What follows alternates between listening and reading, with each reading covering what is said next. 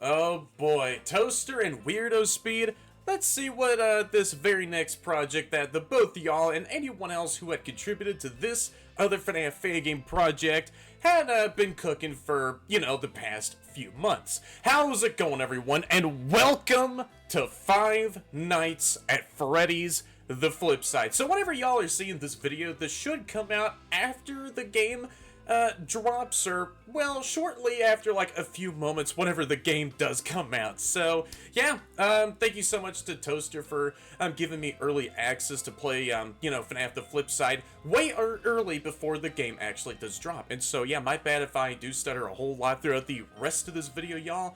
I have a tendency to stutter like a madman.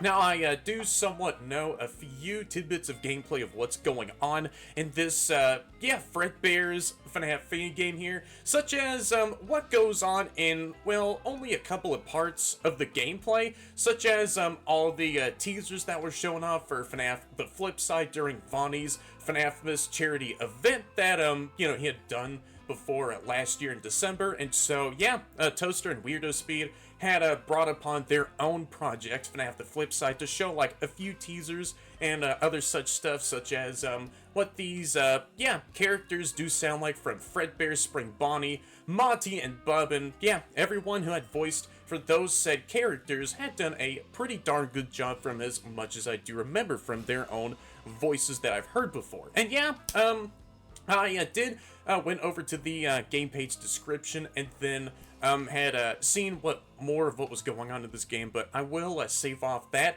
whenever I'm doing the game page analysis here. So yeah, this is like a FNAF Fangame that utilizes the Proto Spring Locks that could be seen in the Proto Freddy's area in FNAF Secret of the Mimic, where, yeah, we do control all four of these spring lock suits around in that one Proto Freddy's area, which was still one of the most insane things to freaking like come across for the very first time. And man, what an experience it was just piloting around a Fredbear spring lock suit. But yeah, this is like a prequel to FNAF Secret of the Mimic that takes place like a few years before, 1979, sometime in 1972, or, in the early 70s, where we play as a technician and we have to make sure that these brand new state-of-the-art animatronics that MCM had worked on, as we're working with MCM, or Murray's Costume Manor, had made these brand new animatronics, and we have to make sure that everything is, all functional with them, albeit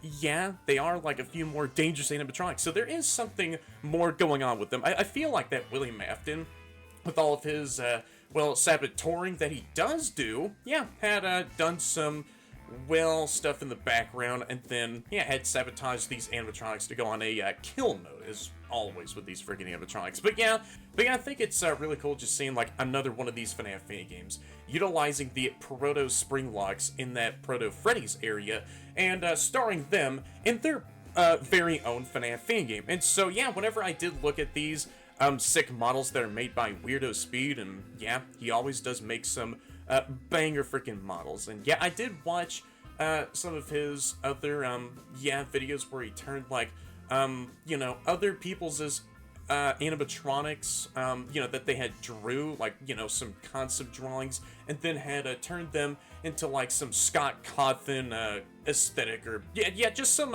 Scott Cawthon, style-looking models. And, yeah, Weirdo Speed is another very talented person. And, yeah, that's all I do know of on this FNAF Fangame here, aside from, like, one other thing I really want to mention here, too, is that, yeah, Weirdo Speed, as of, like, the past few days, had been, posting out these countdown teasers, a samey sort of thing I remember, like, Five Nights at Fang's Pizza and Theater, or, yeah, I'm just gonna say that again. Yeah, Five Nights at Fang's Pizza and Theater had done, where, yeah, Mew Marissa was, like, dropping, like, some teasers that she and some other person that was working on the project had made for over, like, the past few days leading up to the game's full release. So, yeah, these are, like, a whole bunch of cool renders, and a couple of them are also Scott Cawthon classic looking teasers. And yeah, one of them is very blatantly styled after one from FNAF 4. So 5 more days until the party. 5 more days until the party. Five Nights at Freddy's The Flipside, yeah.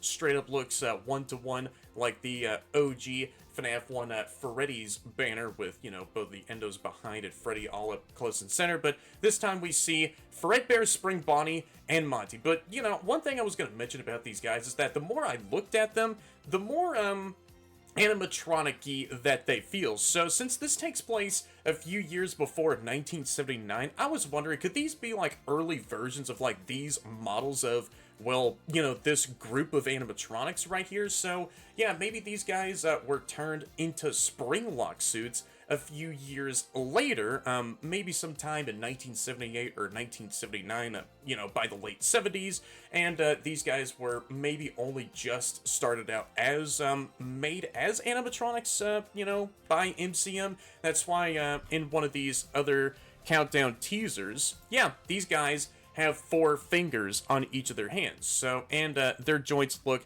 way more, well, ball jointy and less tube-like. So, yeah, if they were like spring-lock suits, then yeah, they would obviously have all the obvious spring-lock suited features there. So, and so yeah, here we have a another countdown teaser, 4 more days until the party, no place to run, and exactly one place to hide, very reminiscent of one of the OG FNAF 2 teasers of, yeah, Withered Foxy, or, you know, us just looking out from our own Freddy mask, and everything was spooky red. But yeah, this time we have on a spare mask, and yeah, Monty is sitting right there in the parts and service room, and there goes a poster of him. You know, those early schematics of this Monty model are right there on this, yeah, corkboard. So yeah, there will be some particular segments that will also be present in the game that I will go more into in this game page analysis. And so here we have a FNAF 3 style teaser of, yeah, I just love how these are all, you know, made after, like, those very famous classic Scott Cawthon made teasers. Five Nights at Freddy's The Flipside, yep, the very first FNAF 3 teaser of this time, maybe Spring Bonnie, yep, doing the same pose as, you know, a certain William Afton who's going to be wearing, like, another Spring Bonnie suit, who will be, well, doing the same exact thing a few more decades later. And so, yeah, here we have the 2 more days until the party countdown teaser. My bad if there's, like, a lot of awkward cuts because, yeah, I try my best to keep up with the commentary, but I keep on hitting dead ends. But, yeah, here we have Bub pulling off the same plush trap teaser from FNAF 4, so there she goes. Yeah, I have learned during the 2K sub milestone stream that, yeah, Bub goes by her, she, so ain't that pretty cool? So, yeah, Bub is a female character. And so here we have this one last countdown teaser with all these, yeah, animatronics right up on the show stage. Yep, all the, yeah, Fredbear's animatronics just having a nice time performing like any, well, wholesome animatronic bands always like to do. So yeah, there goes Monty pulling off his one-man jug band performance along with everyone else here, so this is not like a solo thing that he is doing anymore, but yeah, there goes Monty just with his banjo sitting down on maybe a side stump, Fredbear, Spring Bonnie, and Bub drumming on her drum that's strapped onto her with some, I would like to believe that those might be some bone drumsticks that she's using. So yeah, I'll go up to the very top and then analyze everything else of this game page. So there we have this sick game page header render right here of everyone else off to the side eyeless, along with the title off to the left. Yeah, just right there. And so here we have all the gameplay screenshots, starting off with the main menu here. This really does remind me so much of Five Nights at Fangames Pizza in Theaters menu. Yeah, it kind of has like a similar sort of look and, well, style-ish sort of way with that other menu from Fangs Pizza in Theaters. So, yeah, there we have the same render that was used for the, yeah, one-day countdown teaser. Five Nights at Freddy's The Flipside, and there goes all the options off to the, yep, center left side. And so there's some other text down here, version 1.0.0, release build by Toster Dev, Weirdo Speed, 2026. And there is a few bobbleheads that we can find in the game that might be located somewhere else on the premises. And so that menu still looks sick. And here we have the office, well, of this game here. I was going to say something else, but no, that thought just left. But yeah, here we have the office for this FNAF Fangame that we're going to be seeing for the rest of the week, and this still has to be a badass looking office. So there we have this side mask that we can plausibly wear if we needed to, you know, like one of the other countdown teasers had briefly shown off. Maybe we can wear this mask in case of someone else who is trying to scan our faces, and if, well, they see us as like a human, or aka a spare endoskeleton, then they're gonna freaking kill us and, you know, do all that stuffing stuff. Or they could just see us as an animatronic, or that's only gonna be taking place within the repair tasks. So yeah, this office still looks cool. There we have this celebrate decor that's right above this ticket booth window, where we can use like a couple of curtains, and yeah, there's a Spring Bonnie plushie up there, along with a whole lot of other stuff. And there's a Fredbear bobblehead just sitting right there on the office desk. Andrew broke it, and just like with any other FNAF Fangames that conceal the rest of the alarm clock, another offender, that being Finance Candies, yeah, we can only see the hour part of the alarm clock just ticking on by, only just showing us the progress of the night we're on. So yeah, here we have some Fredbear branded pizza boxes, or they could, well, plausibly be some Freddy Fazbear's branded pizza boxes, because yeah, Fazbear Entertainment had existed for such a long time further back, ever since way more, you know, some time ago in the 70s. There's like a green phone that we can probably listen to all the phone messages that come on by.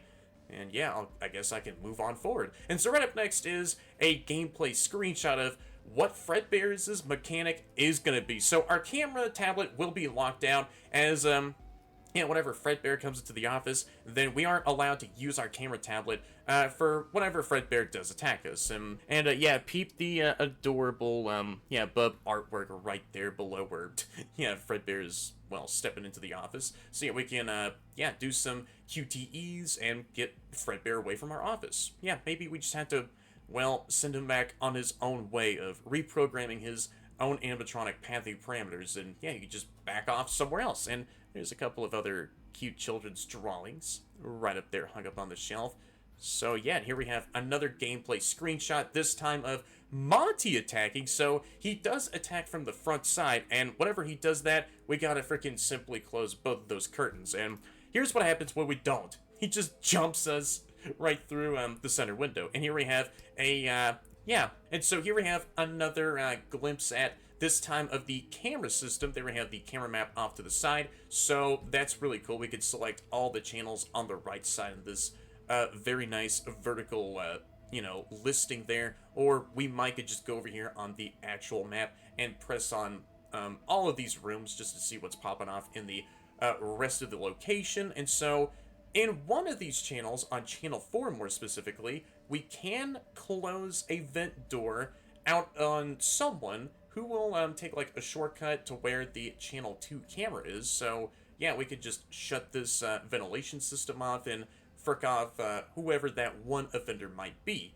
Caution, don't stay too close to the vents, or else you're gonna be crushed to death by a heavy steel vent door this time. And so here we have a gameplay screenshot, this time of a free roam segment where we could just explore around the place, and after that we're done with our first office shift, or any office shifts, then we can go all the way to the other side of this small diner building, and yeah, just go over to the storage room and get started with anything else that we need to take care of, that being any repair tasks on these animatronics, or any other tasks that we have to do. And yeah, we can find and collect those very bobbleheads that might be sprinkled around somewhere else in the location. Then yeah, and there is a total of 5 that we can collect, or there could be like a very secret one after collecting all 5 of these, which can pop up right on top of, well, those 5 bobblehead, well, silhouettes there. And so right up next is a gameplay screenshot, this time of the employee terminal, just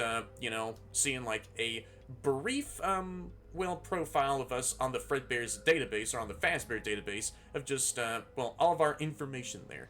Logs displaying this week's logs. Hand unit, and yeah, this is on like an early form of or like an early sort of precursor of the hand unit, which is pretty cool. Management. Name Daniel Graves. Age 39. Occupation electrician. Recording date 1972. Click to play audio. So we can't actually play any audio logs of these like employees or from upper management that we can get ourselves like a better sort of understanding of what's going on in the lore, or say we could just go through like this hand unit database and access other people's profiles or anything else that's on this hand unit device here. And yeah, for any of these like profiles that we do go to, then we can like play any audio logs that they do save.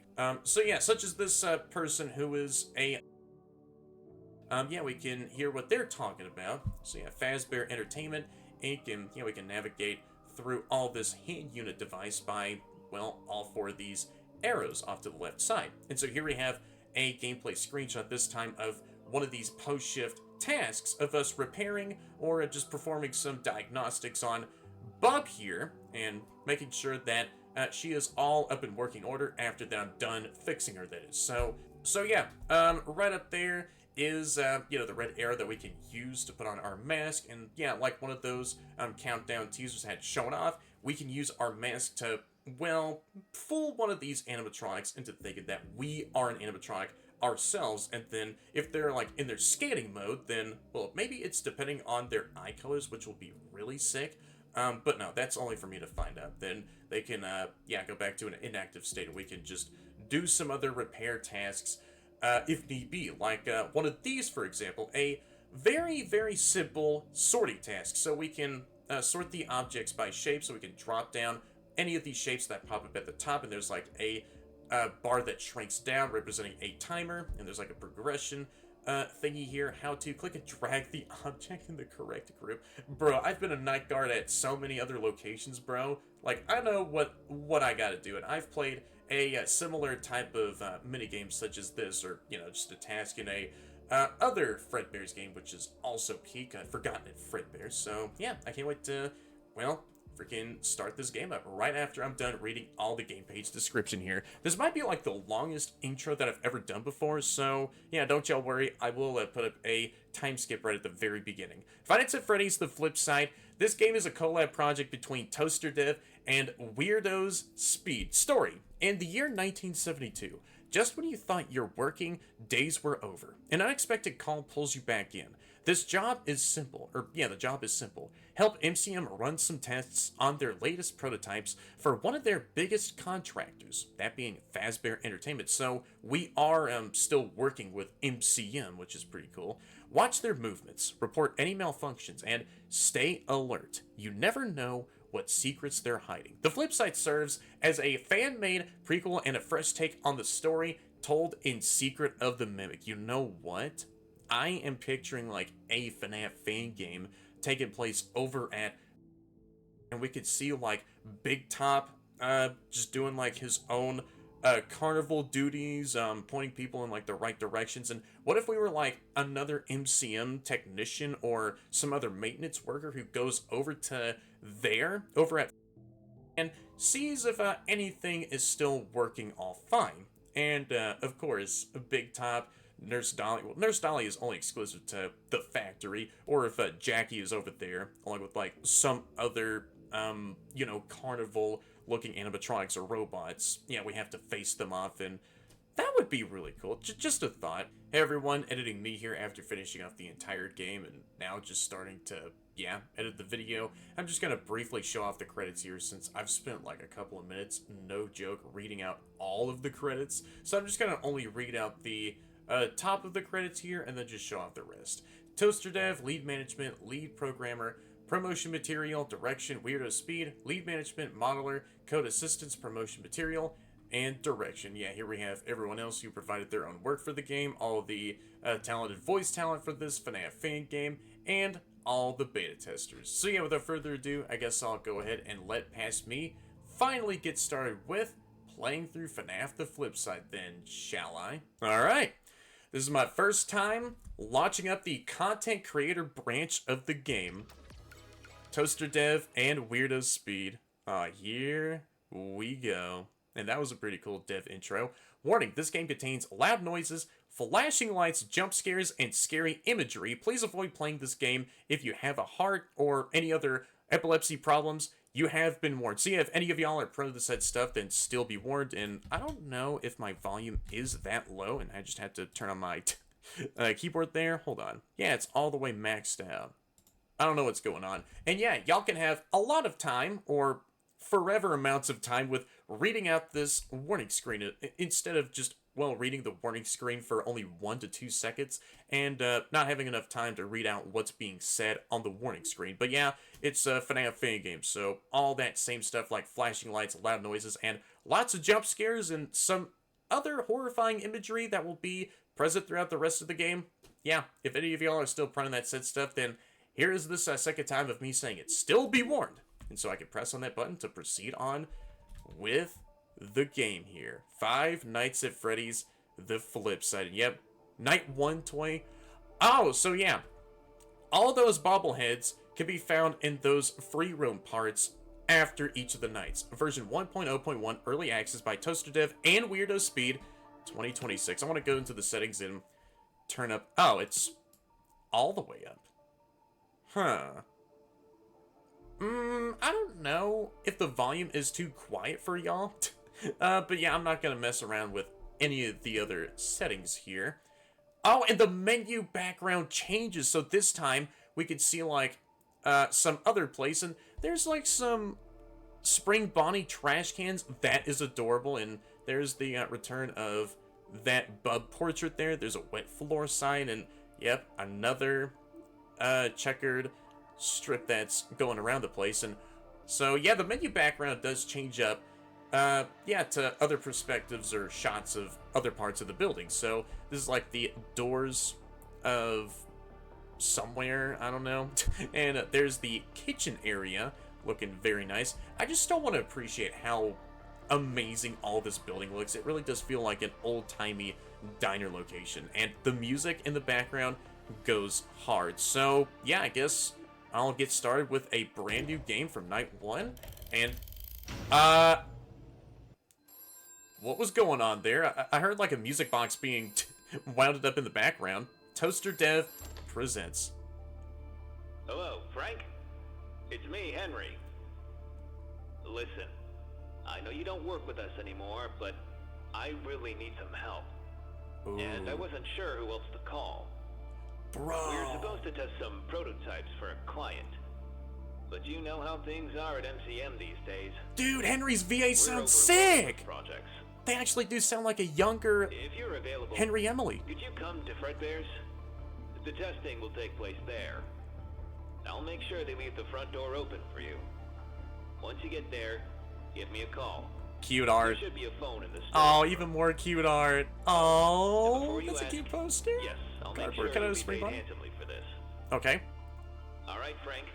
I'll be waiting for you. All right, so my name is Frank. To be frank, this is going to be another pretty sick job. Five Nights at Freddy's, The Flipside. Oh, and I'm opening the doors to the place. Find and collect a bobblehead. Ooh. Get into the storage room and start the night. So the storage room is where I'm going to be starting up my very first night on the job. Ooh, check this freaking diner out. Party room, so I can go over there to one of the party rooms. I want to take my time of exploring the entire place.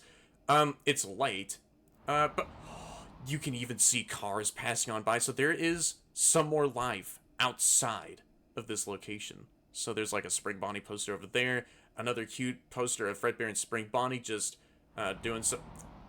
Alright, waving over there, just, well, inviting anyone else to, yeah, have a nice stay over at this place. There's a Fredbear trash can there, so I can go over there into the party room and explore more of this place and go on that linear path to the storage room.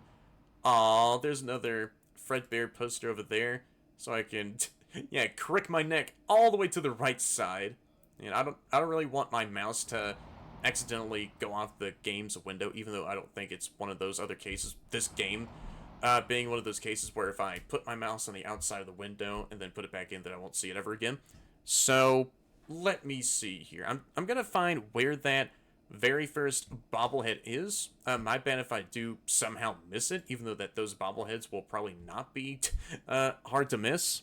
So there's like some pizza boxes over there, a little counter with some stools. I just really want to explore more of this place and absorb everything. And see, there's like some rules over there on like a rules list form. I'm going over to this party room. Oh, that's cute. Wash your hands. Oh.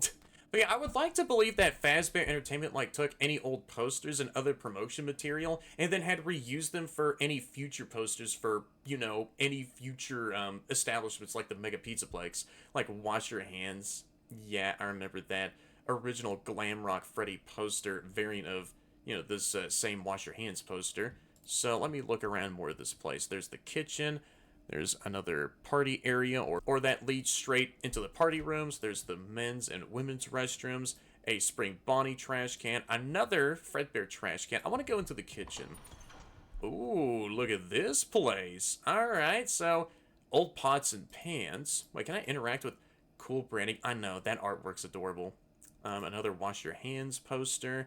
Yep, wash your hands and get some of that good hygiene, and don't freaking accidentally poison anyone with your filthiness. Old pots and pans. So, good thing Chica's not going to be in here messing around with the kitchen equipment. Or, is anyone else, aside from, like, yeah, Spring Bonnie and Fredbear, going to mess around with the kitchen equipment here?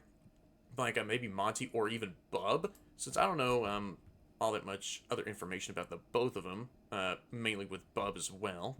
Alright, so I'm going to not go over there, since this door, or this double door here is locked. So is there anything else in here I can see? Like, I can imagine that these bobbleheads will be quite hidden, so I could press S to go back if I wanted to. I'm gonna go more into this huge, expansive party room. Okay, so there's a lot of tables here, some yeah, checkered cloth that are covering all these tables, and yeah, just looks like another typical dining area that I've seen a lot more in other past locations or iterations of Fredbear's Family Diner. So a window into my office. So this is where Monty is going to go over to. And I could go over to the supply closet, and that's where I need to head off to. So the storage area is where my security office is. And so I can go over to the backstage, or I can take a look at everyone. Oh my goodness. Oh, yeah, yeah, that's not supposed to happen, but I really wanted to look at the arcade cabinet art. That is so cute. All right, I'm going to go over to the show stage and get a look at everyone here. So there's Monty, and even like their names are color-coded whenever you have your cursors on each of these goobers. Bob does have freaking drumstick bones! Or has, like, bones to use as drumsticks. Wait, what? And their drum is, like, on a tripod? That is adorable. So there goes Bub over there, Spring Bonnie, Fredbear, and Monty. All of these models are so cool. Like, Weirdo Speed, you always do a good job with model making, my guy. Alright, I'm gonna go back now, and even, like, I also want to appreciate the, well, stage decorations. All these flat cardboard cutouts look very bright and colorful, and I love them. So I'm going to go back to the backstage here. Oh, and this is where I need to freaking repair anyone if there's any problems going on with them. Give me that bobblehead! And so I can go onto this terminal and see what more lore I can find. Management pass. So, yeah, this is the same profile info that I've read on the game page, or, you know, that game page screenshot just showing this off. Hand unit. Management. Name, Daniel Graves. Age, 39. Occupation, electrician. Recording date, 1972. So I can click to play any audio, or, you know, this audio log that he put down on his, you know, profile here. So, yeah, Daniel Graves is an electrician working over at this place. Or, oh, and so this is where I can enter a password. Nah, probably not, right? I was thinking, like, do each of the freaking bobbleheads give you, like, one digit of a passcode that you can input? And so you can use that passcode to enter here? Alright, so can I switch up to any other employee profiles? No, I guess not. Come on, turn on. Oh my god. Finally. This is the 5th time I've been called out here. Last week we got these new hand terminals from MCM. William had me install one backstage. I told him very clearly that thing pulls nearly 80% load if it's not on a dedicated circuit. Did we upgrade the wiring? No. Now the diner loses power 10 times a day, and somehow it's my fault. They keep telling me to replace the diodes in the fuse box. It's not the damn diodes. But he won't listen. He never listens. He just keeps telling me to fix it.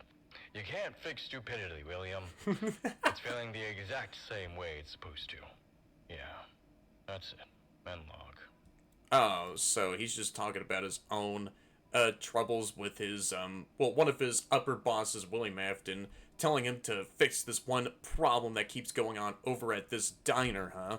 Yeah, whatever else is going on with the power grid man, yeah, I hope that you, do fix that whole problem and find, like, a diagnosis. Yeah, as much time as you can. If I were a boss, and, yeah, Daniel Graves is, like, one of my employees, then, yeah, just take all the time to find out a very nice fix for, well, just fixing that whole electricity problem up. So, yeah, there we have Daniel Graves's audio log there. So, and I see that hand unit just looking at my face, just looking off to the left and right sides of my face, just trying to analyze me. Is there like a mimic program scanning my entire face, and you're gonna feed it back to those animatronics, and they're gonna know who I am, and they'll come after me and, well, do that same exact thing for, like, the rest of the week? I've been through this same song and dance for, like, all of my night guarding career. Alright, let me get out of here. So, yeah, I found my very first bobblehead just perched right on top of that backstage terminal. So, that was really nice. And I would... Nah, that's all fine. I can, well, be more in here if I was, like, repairing anyone, which will happen after this first task here. I'm gonna go in here into the supply closet. This is one. Oh, supply closet, look at supply closet. Caution, don't stay too close to the vents. And, yeah, that vent cover is off to the side. But we have an emergency vent door that we can use for some reason to block out more of the airflow. I would really love to go over here and read these forms, though. If there are, like, some collectible notes, I would instantly go over to them, click on both of those notes, and then read more of the lore of what's going on here in this FNAF game. So yeah, there's like a lot of cleaning supplies, and there goes more of the moonlight seeping in, and yeah, those two windows just see to the outside. Alright, so I'm going to press S to go back and get started with night 1 here. Start night. After you start the night and complete it, any missed tasks can still be completed in the extras menu after beating the game. Okay, Toster and Weirdo Speed and anyone else who also worked on this game, y'all frickin' rock. So, yeah, after you start the night and complete it, any missed tasks can still be completed in the extras menu after beating the game. That is cool. So, that one simple task of finding that very first bobblehead had already been finished up. So let me proceed on with the very first night, so I don't have to worry about anything I've missed. Maybe. There could be... Oh, my gosh. Hello, Frank? Yo, what's good, You Henry? made it. I'm sorry about the hours. The place is still operational during the day, and they tend to close pretty late. So this is the only window we have. I see. I'm sorry about the working space as well. I hope you don't mind the storage too much. As you can imagine, the location wasn't built with a testing room in mind. Oh. And that room is pretty much the best option. I did ask a few employees there if they could decorate the room a This bit. is so cool. Hopefully it'll make your stay a little more comfortable. But again, I'd like to thank you for agreeing to work here on such short notice. Yeah, you're welcome, Henry. Unfortunately for you, this job should be a piece I of can't cake. get over how You only perfect need the to watch voice over these casting prototypes is MCM is for building whoever for voiced Fazbear Henry Entertainment, Emily. and write down as many possible malfunctions they may encounter so we know what needs fixing. Edwin and I were supposed to take care of that, but since his dad Right, so I can died, only press on these his channel focus buttons. has been all over the place. This game And looks so I can't really good. blame him. But he keeps jumping from project to project without properly finishing them. Yeah, it sounds And like we an can't Edwin deliver Murray unfinished thing he products always to our does. clients. Especially to Fazbears, who, as you may know, has been with us for many years now. Old Murray designed the original costumes for them, you know? I'm pretty sure they still have one of the prototype heads we sent for approval. That's why I needed you, Frank. Neither of us could make it. but I still want to make sure the prototypes work properly. And to make sure it'll be easy to track them, we'll be activating them one by one as the week progresses. Oh, great. And tonight, you'll have to keep an eye on Fredbear. Alright, These sounds prototypes not have bad. a bunch of advanced features like a free roaming mode, facial scanners, and customizable voice lines. And from recent tests, I noticed that Fredbear has this weird twitch whenever he encounters a person. Oh my I'm not really gosh. sure what's causing This it. game is Maybe sick. his scanners. You know, like with However, Fredbear's I A3 managed to Reborn install a and safety feature that FNAF resets Legacy, him. the movements are so something similar smooth. happens Okay, to you, let me listen to you'll Henry have here. to input a series of letters into his database, Or which will reset his QTEs. programming and automatically send him back on stage. Or But in case teleport him other back to the things show may occur, stage. Please make sure to write them down by the end of the session. Oh yeah, I sure will, bud. Alright, that should be it for now. I'll check up on you tomorrow. Good night. Alright, good night to you as well. Henry, Emily, thank you so much for telling me all of that said useful information on how to simply deal with Fredbear. So there's a vent opening right where channel 4 is, a vent opening where, you know, channel 5 is, and so both of them lead straight conveniently into my office. So yeah, whatever maybe Bub goes into the vent system is who I'm mainly still going to be guessing who has that sim mechanic, then yeah, they'll come over here to this vent opening in my, well, storage office, and then bash severely right up against this vent cover. So, alright, let me see where Fredbear's going off to, since, yeah, he hopped off the show stage. I can't get over how sick this game is. What? He's right there. Hang on. Oh my! You can, what? Oh my gosh! There he is! He's roaming around! Holy, no, I'm closing that. Wait. So if I see Fredbear there, do I not have to worry about him? Crawling in the vents. Oh, there he is. Oh, he's coming over here. All right. Here comes the QTEs. Yep, he's here. All right. Oh. All right. D, W, A. Oh, it's W, A, S, D. S, A, D, A, S, D. My bad. I'm having brain lag right now. Okay, so Fredbear is very easy. So that's how you pretty much deal with Fredbear. Alright, so, yeah, he slowly infected my PC and, yeah, gave me like a Fredbear virus, and he was like telling me firsthand through my camera tablet that he was gonna come get me, and he sure enough tried to do that the first time of attacking for night 1, but guess what? I thwarted you back with a few simple QTEs to the face, so... Is that the Lethal Company horn knock? That's adorable. And there's my Spring Bonnie bobblehead just chilling right there on this plushy rack. Hang in there. Holy crap, I got a cool shot. And yeah, these nights go on by very fast. It's already 4 a.m. And there's a Freddy bobblehead there.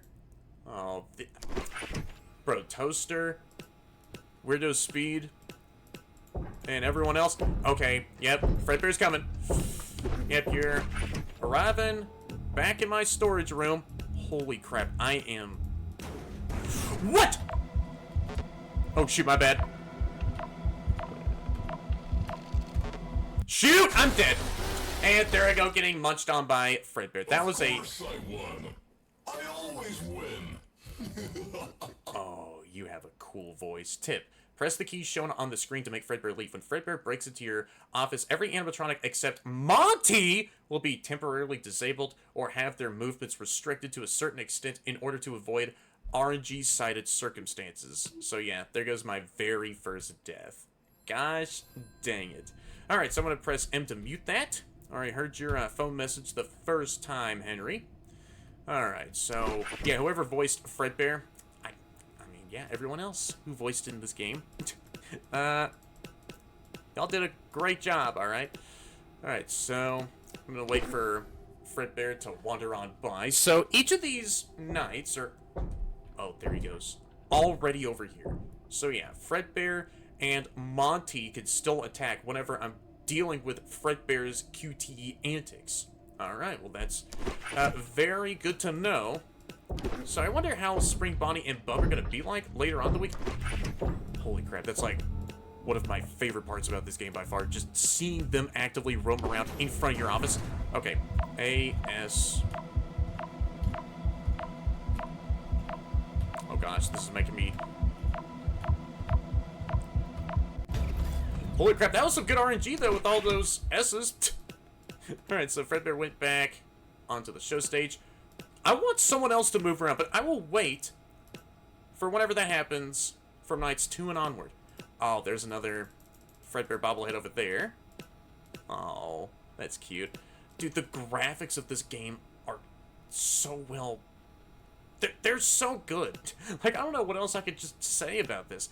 Alright, so Fredbear is gonna take a split second to hop off the show stage. Where do you think you're going? Did you go back over to the... Yes, you did. So he goes from the show stage, teleports himself over to where Channel 7 is, walks in front of my storage area, into the janitor's closet, and then walks in front of the storage area again. Or, yeah, just walks right in front of my, window to... Oh, there he is. So he does that whole path, walks in front of my storage room, and he's about to freaking attack next. Alright, I'm ready for you. Oh, you can actually see him appear.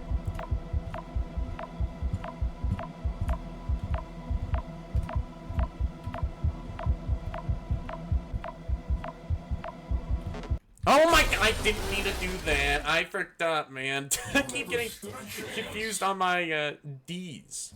Fredbear is already out on the move. He's right where Channel 7 is. Alright, I need you to cue your first walk animation. I know you want to. There he is. And cool way of just playing those walking animations. Flicker the lights, and then cue that walking animation. There he is, chilling in the janitor's closet. Alright, I'll wait for you to walk in front of the storage room and, yeah, deal with you with your first batch of QTEs. And I can kick you all the way back to the show stage. Very nice as well how quick each of these nights are, though. So it's already 3 AM. And, yep, he's coming. I know you are. Alright, there you are.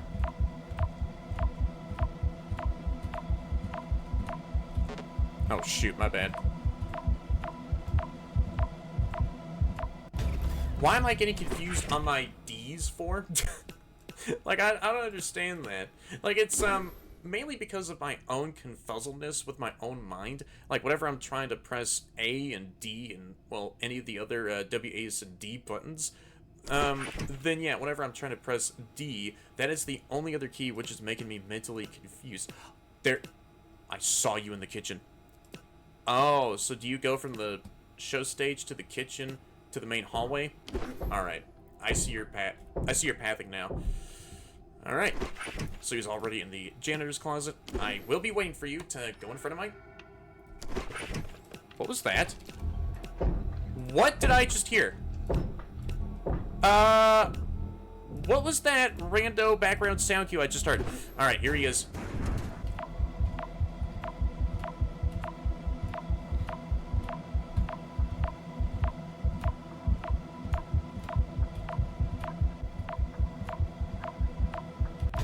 Easy. Easy, get the hell out of my office, big man. The main show lead himself. There's some... Ooh, clock chimes starting to come in, because I'm almost at the very end of, well, my first office shift. Alright, so Fredbear is already in the kitchen. I saw your hand, or arm. Alright, you're in the main hallway. I'll sit here. Yeah, you're not gonna have enough time with attacking for a 3rd time, huh? Hey. Ooh. Oh my gosh. Heck yeah, this is like the most jam-packed... Oh. End night build-up that I've ever heard before. Alright. And Fredbear was right there at the entrance of the storage room. Heck yeah, so night 1, or office shift for night 1 is done. Oh, I'm here. Oh, and there goes Fredbear's blueprint right there. That's a cool detail. Depending on which animatronics that you are repairing next, and he doesn't require you to, well, freaking fool him with a mask, since that red arrow isn't on top of the screen, then yeah, depending on who you repair, then their blueprints are right there in the back corkboard. And so there is another spare mask over there, like a mascot version of Fredbear. Alright, so testing report from MCM.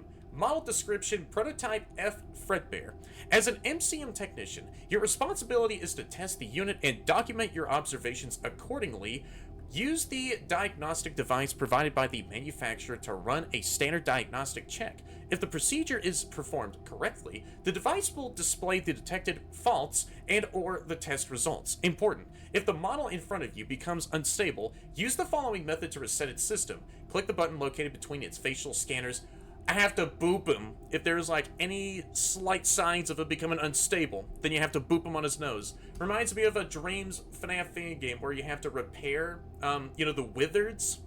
Where with Withered Freddy's his main mechanic, if he becomes a bit more haywire, then you have to boop him on his nose just to calm him down. Did the device detect any malfunctions? Test run by Frank Collins. So that's my full name there, Frank Collins. All right. Oh, and the very first. Oh, okay. I see. Repair task for Fredbear is a simple sorting game. Sort the objects by shape. How to click and drag the object in the correct group. Alright, yeah, don't you worry. I know how sorting objects goes. So I have to boop him on his nose, but since he's not moving right now, then I'm fine. So I have to keep on doing this until 100. Oh my! No! I have to boop your nose. Oh, that was cool of him reaching out for me, though. He was gonna rip my face off. Nice. So he does force down the repair device here upon him attacking. So that's very easy. I could just get through this without any problems, since this is very easy. There we go. Yeah, at this point, I'm just straight up speed running this game. Nice. But if I make it to halfway, then will he not force pull down the maintenance panel? Probably not. Alright, let me just do this. I am enjoying this game so far. And I'm still on night 1. Nice. Square. Square. Pentagon. Circle. Triangle. Pentagon. Triangle. Pentagon. Oh shoot, that was my bad. I didn't even pay attention there. Alright, very nice though. I am still ongoing with the progress. Or did I not put the pentagon exactly on the pentagon icon? Alright, there we go. So I had to put it within the... Alright, boundaries. Yeah, Fredbear, you are easy. Alright, so there we go. Triangle. They change! Oh! Alright. Yeah, there is a virus that's secretly infecting this maintenance panel. Alright. Maybe I wasn't just being moronic there for a moment. These shapes change up automatically. At which percentile, though? After... Hold on. So I'll do that. I'll do that. But they're not... They're doing it again. Pentagon. Circle. Pentagon. Alright, I have to be so careful here. Pentagon. Oh, that is a... Ooh. Alright, such a mental fluke mechanic. Nice. I'll do... Okay. Fredbear, I'm trying to repair you here, my guy. Like, come on, let me just finish up this task. There we go. And triangle. It's all done. So maintenance complete, test result positive. Prototype F Fredbear, maintenance log number 32. I got the first part of the password. So management password part 1, number 9, and oh, that is a cool diagram of Fredbear over there. Just seeing like his inner workings along with like his endoskeleton and other devices. So I got 9 for my first password part. I kind of want to put that on a notepad here so I can, or I could just take a photo of this. Yeah, that's what I'm doing. Since I'm going to be on this very short night shift stay over at this Fredbear's location, just performing a lot of technician work with these highly unstable animatronics, so let me do this real quick. Alright, so I'm going to take a picture of this very first number. So that is management password part number 1. Alright. Cool. So I don't have to memorize that number for like the rest of the week. So did the device detect any malfunctions? Let me see here. Test result positive. So yeah, that right there is the very first maintenance. Oh, okay. Repair stuff done. I don't know what else to say. But yeah, there we have the very first Aww, little bobblehead that I've picked up before getting started with Night 1 fully, and that is the Spring Bonnie bobblehead. Night 1 toy collected. And that's so cute. So I got like 4 more bobbleheads to pick up, and I saw Monty just chilling right there, maybe in the parts and service room. Is that alluding to who I'm going to be repairing next, or who will become active next from, you know, Night 2 and the rest of the week? Alright, so Night 2 is up next. Alright, let's get started with Night 2 then, shall we? Alright, so let me open up both of those heavy security gates and get inside of the place. Alright, so I know that there's another bobblehead. That is such a cool detail. Those cars are passing on by. There's another bobblehead here somewhere. I just have to... There was a Fredbear bobblehead on one of these shelves, and now it's gone. Is that to not make the player confused on what's a collectible bobblehead and what's not? So let me go into the kitchen here and see if there's one. Any bobbleheads? Any big old bulbous bobbleheads for me to pick up? Man, I wish I can read those menus or other slips of paper I find, but they probably aren't important at all. I don't see any bobbleheads in here, but I can go back in the extras and, well, replay these free roam segments. Alright, I don't see any here, though. So I'm going back into the main dining area. There has to be one on the main show stage. There's a Fredbear bobblehead right there in my face. Oh, sick. So what's going on the show stage over here? So everyone's still back on their proper places. Well, here's what I'm going to do. I'll be investigating everywhere else I go. No. I don't think so. Since there is another employee profile. Oh, I could have looked on the right side of the parts and service backstage room. Since there's like a new employee profile that I could take a look at. Or maybe it's new logs. Or so can I? Yes, I can. Liam Rodriguez. Age 23. There is no way you're a head chef? Bro. I am a freaking jobless night guard who is recording his own fictitious night guarding scenarios and posting them over the internet and losing my own sanity with finishing up any freaking challenges and such. And guess what? This person right here is a head chef and they are making way more of a wage than I am. Well, hey, I am doing this whole YouTube thing as a side job now, so yeah, that's pretty cool. Occupation, head chef, recording date, 1972, click to play audio. Is there like a new audio recording from Daniel Graves here? No, it's not. Come on, turn on. Oh, okay. Let me just go on back here and cancel out that audio message. Alright, so let me hear what Liam Rodriguez had to put down for this audio log. Hello? Is this thing on? Finally! I need to get this on record, because if I don't, I'm going to lose my mind. I've had to clean up the fridge in the kitchen again. This is the 5th time this week. The 5th! Isn't this supposed to be the janitor's responsibility, or maintenance, or literally anyone who isn't the head chef? Because last I checked, I was hired to cook food. Yet here I am wondering how this place is still legally allowed to operate. And the fridge? Oh my god, the fridge. I don't even know where they dug this thing up, but it's like it was designed to ruin food. Milk spoils in 2 days. It's not even refrigeration. It's practically accelerated decomposition. I swear it'd be safer leaving the food out on the counter. And don't even get me started on management.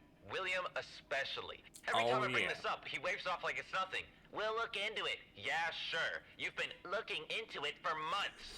We poisoned what? 5? Nice impression of William. 5! Yeah, I can't do it anymore. I quit. Oh, dang. So, yeah, Liam Rodriguez, a.k.a. Vonnie, just straight up had quit the freaking, yeah, Fredbear's location. So, I did not... Yo, I didn't know that you were working over at this place, Vonnie. That's crazy. Yeah, whenever I heard, you know, the first words of this audio log, I was like, yeah, that is who I think it is. So... that is so freaking cool to hear in the game. So, yeah, Vonnie, you did a really good job with the voice work for Liam Rodriguez here. And to whoever who voiced Daniel Graves in this game. Well, yeah, there's, like, other places. I can't, like, recommend you, like, any other job recommendations for other animatronic joints or locations, because yeah, everywhere else is like practically the same as this Fredbear's location, along with like several other iterations of Fredbear's.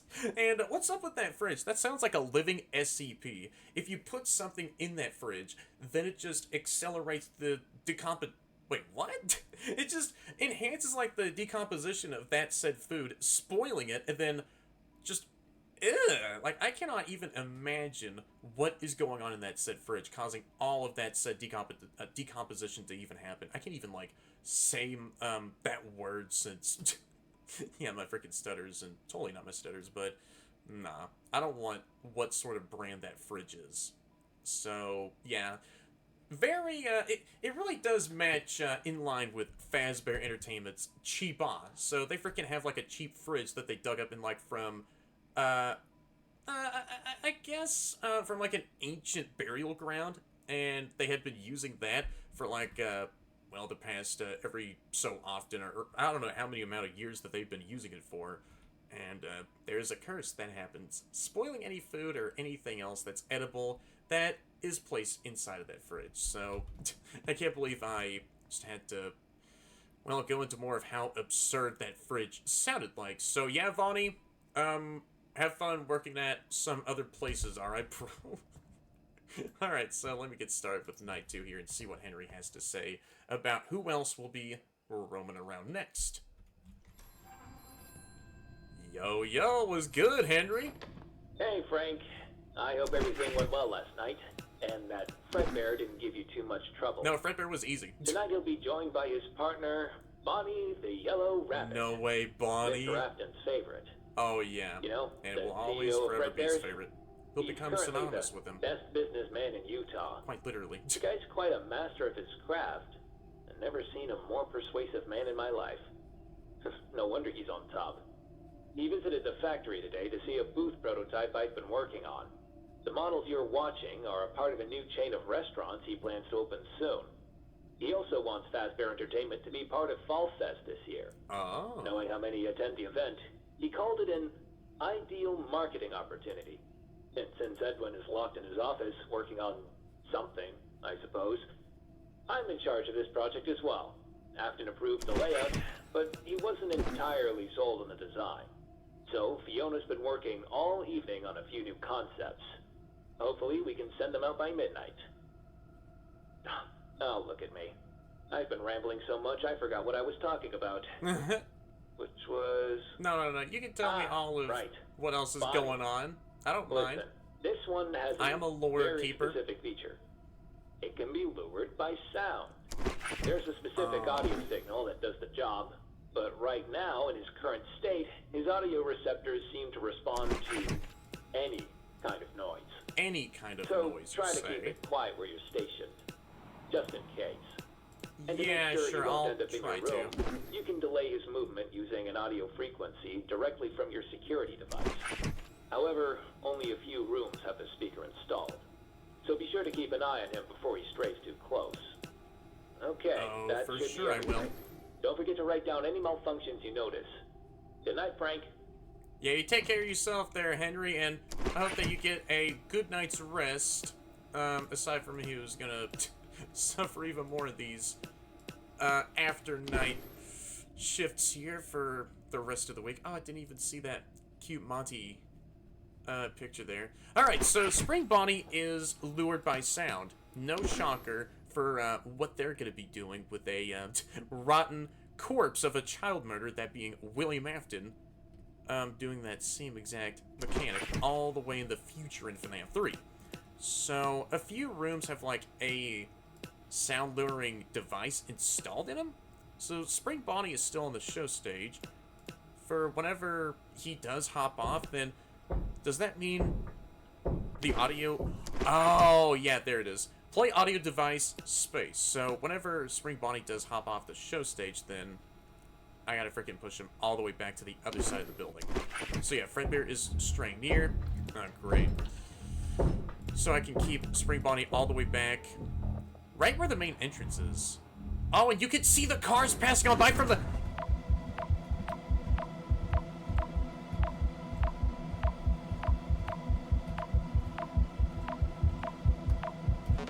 Shoot. My bad. I did like one frick up on the first batch of QTEs. Wait, so Spring Bonnie's on the show stage. So I have to like keep him all the way back from my security office by using these built-in audio devices. Alright, so... Oh my gosh, what is with me right now? Alright. Just some human functions right now. Alright, yep, Fredbear is in the janitor's room. Just staying in there. I have... What? What? Where'd you go? Where'd you go? Did you go over to the entrance? You did. No, you go there. You stay there. That's not good. So Bud does crawl through the vent systems. Alright, well, that boils it down to what those vent systems are for. Not only for oxygen... Oh gosh. Yep, here comes Fredbear. Alright, let me lock in, y'all. Let me lock in and get rid of him. Shoot.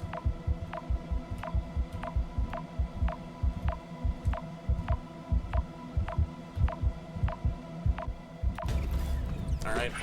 No, you don't. You easily went back to the freaking dining area as soon as I played that. Alright, so... No, you don't. I am gonna camp Spring Bonnie in the main entrance. Screw you. You stay there. And how about you just stay there and watch those cars... Bro, I can...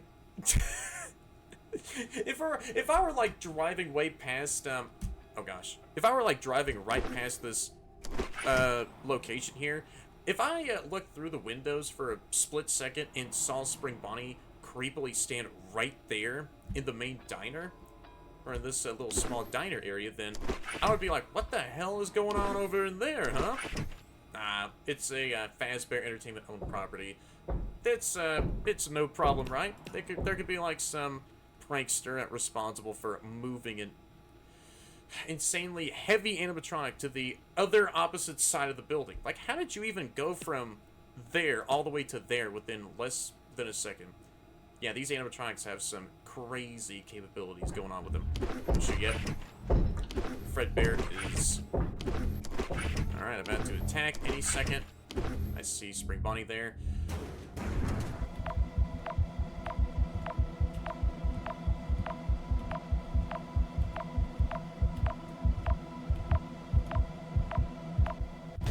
Alright, nice. So Spring Bonnie's still in the, well, in this entry diner. I'm just gonna call this, zone the entry diner. Alright, so Spring Bonnie, you go back to the entry diner. Yeah, he is very easy to deal with. Alright, so I just have to keep my eyes on him. And make sure that he stays nailed down in place in the entry diner. So that he doesn't wander off anywhere else. No, you don't. Within less than a second upon me using the audio device. Nice. Alright, so I think Fredbear is going to be attacking for one more time. It's 4 a.m. Let me keep on. No, you don't. Yeah, you stand there. You stay and stand still right where I could see you in the entry diner. Okay. I don't need to worry about anyone else, since, yeah, only Fredbear and Spring Bonnie are the ones who are attacking right now. Okay. I'll keep staying here, right on this camera, watching you, alright, Spring Bonnie? I swear, if you use, like, one of those mustard or ketchup bottles, and... No! Throw it at this camera, and act that as a way of, yeah, sabotaging me? No.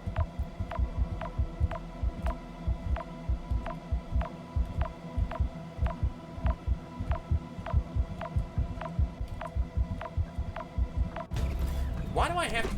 No. You stay there. Okay, so whenever Fredbear was attacking, you were, like, frozen stiff somewhere else? In where Channel 7 or where Channel 8 are? No, you don't. Okay. Yeah, I meant to say where Channel 6 is. Yep, might be y'all. Alright, so Fredbear, he is already in the janitor's closet. Alright. No, you don't. Spring Bonnie, how many times? I am, like, emphasizing on the amount of times I'm using this audio device. You stay there, you frick bag. How about that, huh? No. What if I... and a permanent speaker playing in the entry diner, and not like a limited audio device. And there we go. Doesn't matter though, since office shift number 2 is all taken care of, which means the next animatronic for me to fully repair is Prototype B Bonnie. Model description: Prototype B Bonnie. As an MCM technician, yada yada yada. Important: if the model in front of you becomes unstable, use the following method to reset its system. Use the speaker located on the right shelf to calm down the prototype, huh? Alright, so this speaker right up here. This, subwoofer that is stored on the right shelf. Not too bad. Voice module calibration. How to do this whole process. Press space when the lines are overlapping. Okay, this ain't too bad. Yeah, just like with Fredbear's maintenance task. Very simple and easy. There will be some screwiness going on with later on in the process here for Spring Bonnie. Yeah, the line will most likely glitch. Oh, it's getting faster and faster and faster. Oh no. Yep, gotta hit that middle sweet spot. No, you don't. Yep, I'm playing a wholesome melody for you to. No, you gotta freaking calm down there. Stop trying to reach out for me. Those haywire animations are cool. All right. No, you don't. So you have to press and hold down left click on that side speaker to make sure Spring Bonnie remains calmed down. Alright, nice. Good to know. I'm already almost done. And yeah, there goes Spring Bonnie's blueprints on the corkboard instead. No, you stop. Only got like almost 25... Yeah, exactly 25% more progress left. Come on. Really? Let me just serenade you with a couple of quick music notes. And there we go. And so the very next digit of the password is 9.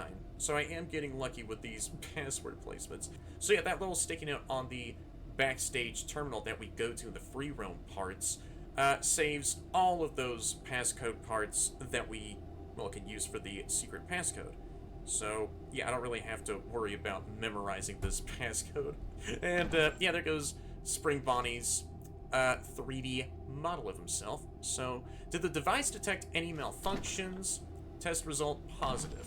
Yeah, I can put down yes. And Spring Bonnie has been fully and nicely repaired there. Or just diagnosed with any problems he has. So yeah, and I got the Night 2 bobblehead collected. So right up next is Night 3. Alright, so let me get started with Night 3. And I wonder who else will become active from here in the rest of the week. Alright, so let me get started with my bobblehead hunting here.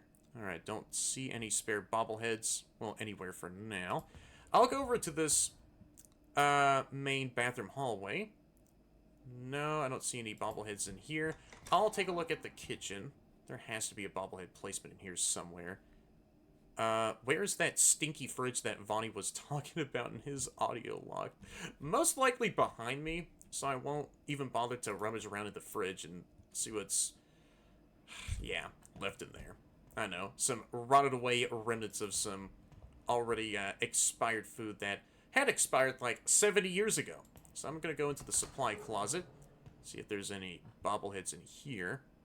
Nothing on the right side. That's so funny. I can break my neck off to the right side if I want to.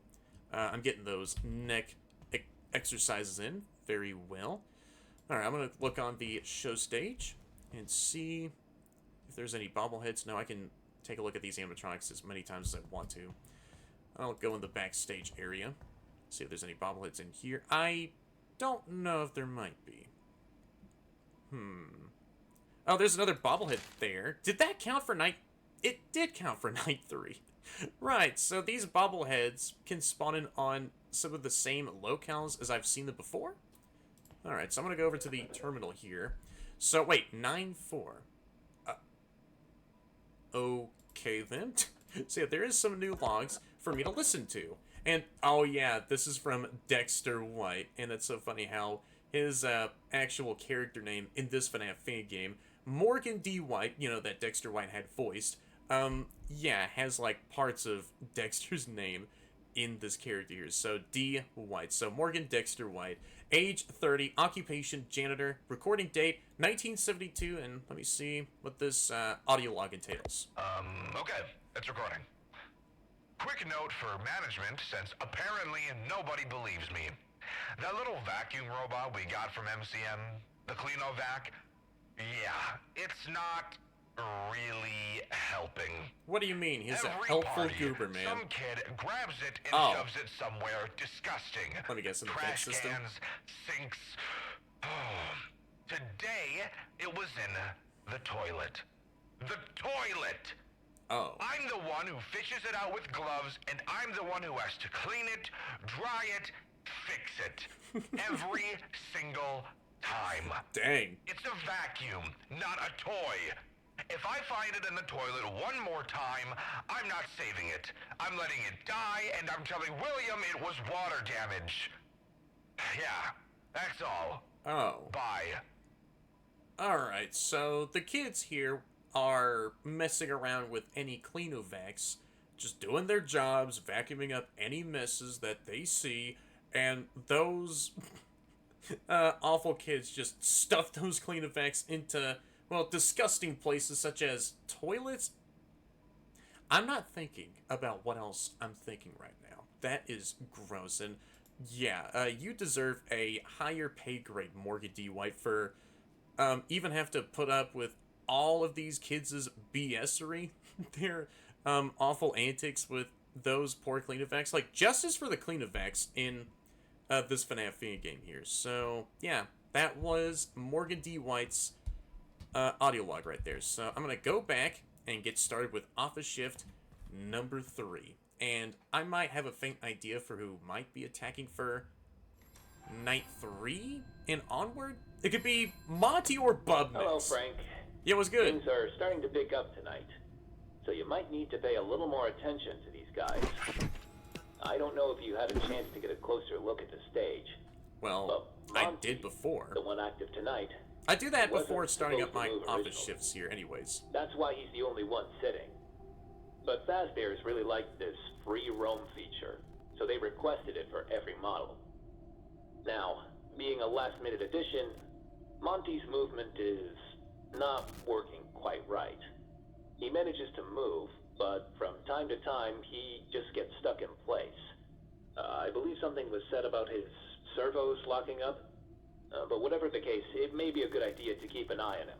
Especially yeah, like if with he's not moving. Fredbear and Spring Bonnie, He's also especially if drawn he's to not moving. sound, but unlike Bonnie, you can't lure him with the speaker system. Oh, well, that's However, perfect thanks for to my his own facial case. scanners, you may just be able to trick his system. If he manages to get near your window, just close the curtain. But I have It to should close be and enough for him to hold them register that down, no one's though. there. How is So that that going to should work be if it for Fredbear tonight. comes in at the same time? Oh, one more thing. Mr. Afton approved of Fiona's designs, so I'm starting to work on the booth first thing this morning. Oh, that's I awesome. just wish Edwin would give me a hand. Yeah, He's pretty knowing good when Edwin, it comes to the carnival stuff. yeah, he's probably been in busy his with like office since hundreds yesterday. of projects. Oh yeah, I probably with tried those. to talk to him, but he didn't even open the door. He was just shouting about some sort of idea. Something apparently even bigger than the Cleanovac.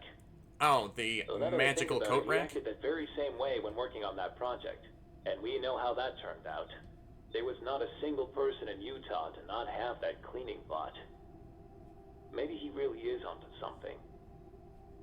Yeah. Oh, but anyways, see you tomorrow, Frank. Yeah, take care of yourself as always, Henry. And thank you so much for telling me on how Monty acts like. So, yeah, he is attracted to loud sounds, but unlike with Spring Bonnie over here, yeah, he is not attracted to the audio system. So, yeah, Fredbear, unsurprisingly, is the very first goober to become active. Alright, so having to deal with Fredbear and Monty at the same time, those are going to be some really close moments. But Spring Bonnie hasn't said a word just yet upon, like, well, him becoming active. So, for now, though, I'm going to deal with Fredbear here first and just wait until Monty moves. Yep, there he is, sitting right there on his little stump chair. His little stumpy chair that he Oh, he's like, really? Oh my gosh. What was that? I heard like a loud crash coming from somewhere. That had to have been Spring Bonnie.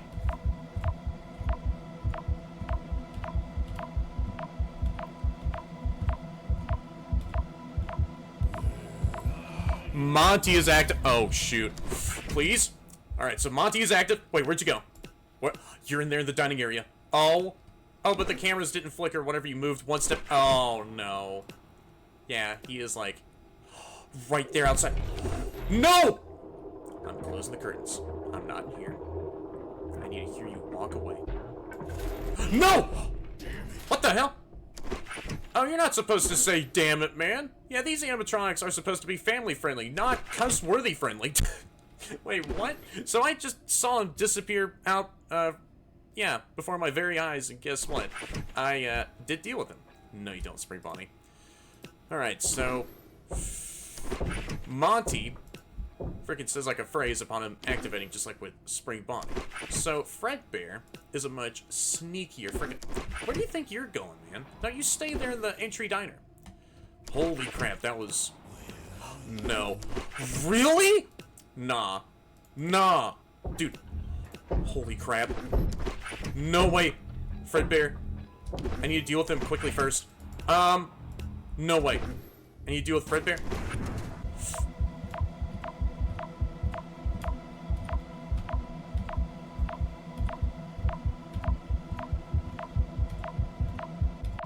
Nice.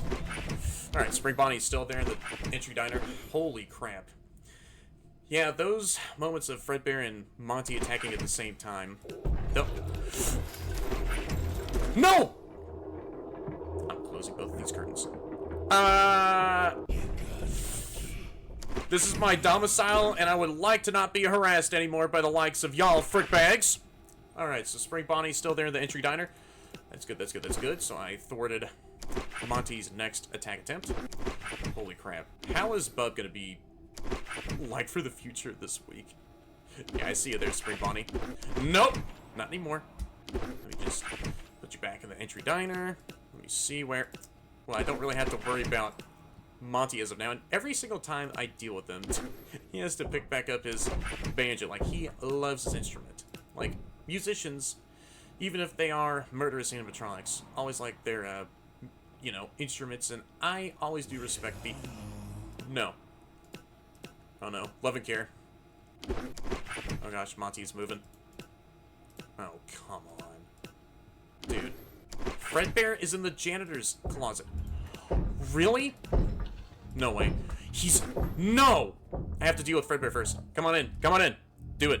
Do it right now. Do it right now. QT time.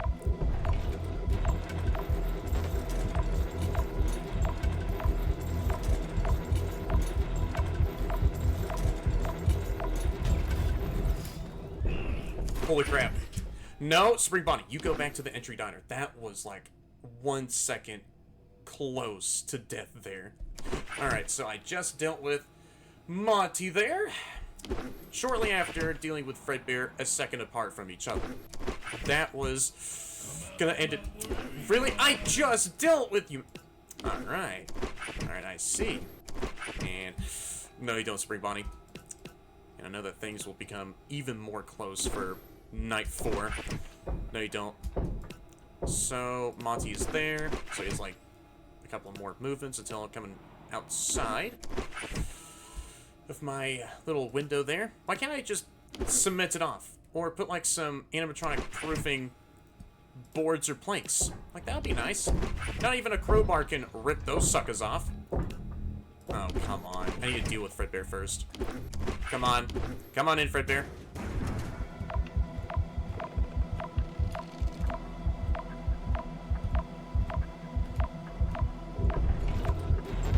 Shoot! No! Yeah. You get wrecked with your shoddy animatronic programming there. Like, yeah, MCM, they really need to buffing out their own, yeah, animatronic tech here. I mean, I am doing, like, some, testing with these guys. So, no. if they gave Monty, like, this, prototype, Monty animatronic, like, those same eye tech, like, the future Roxy has, then, yeah, I will be dead for sure.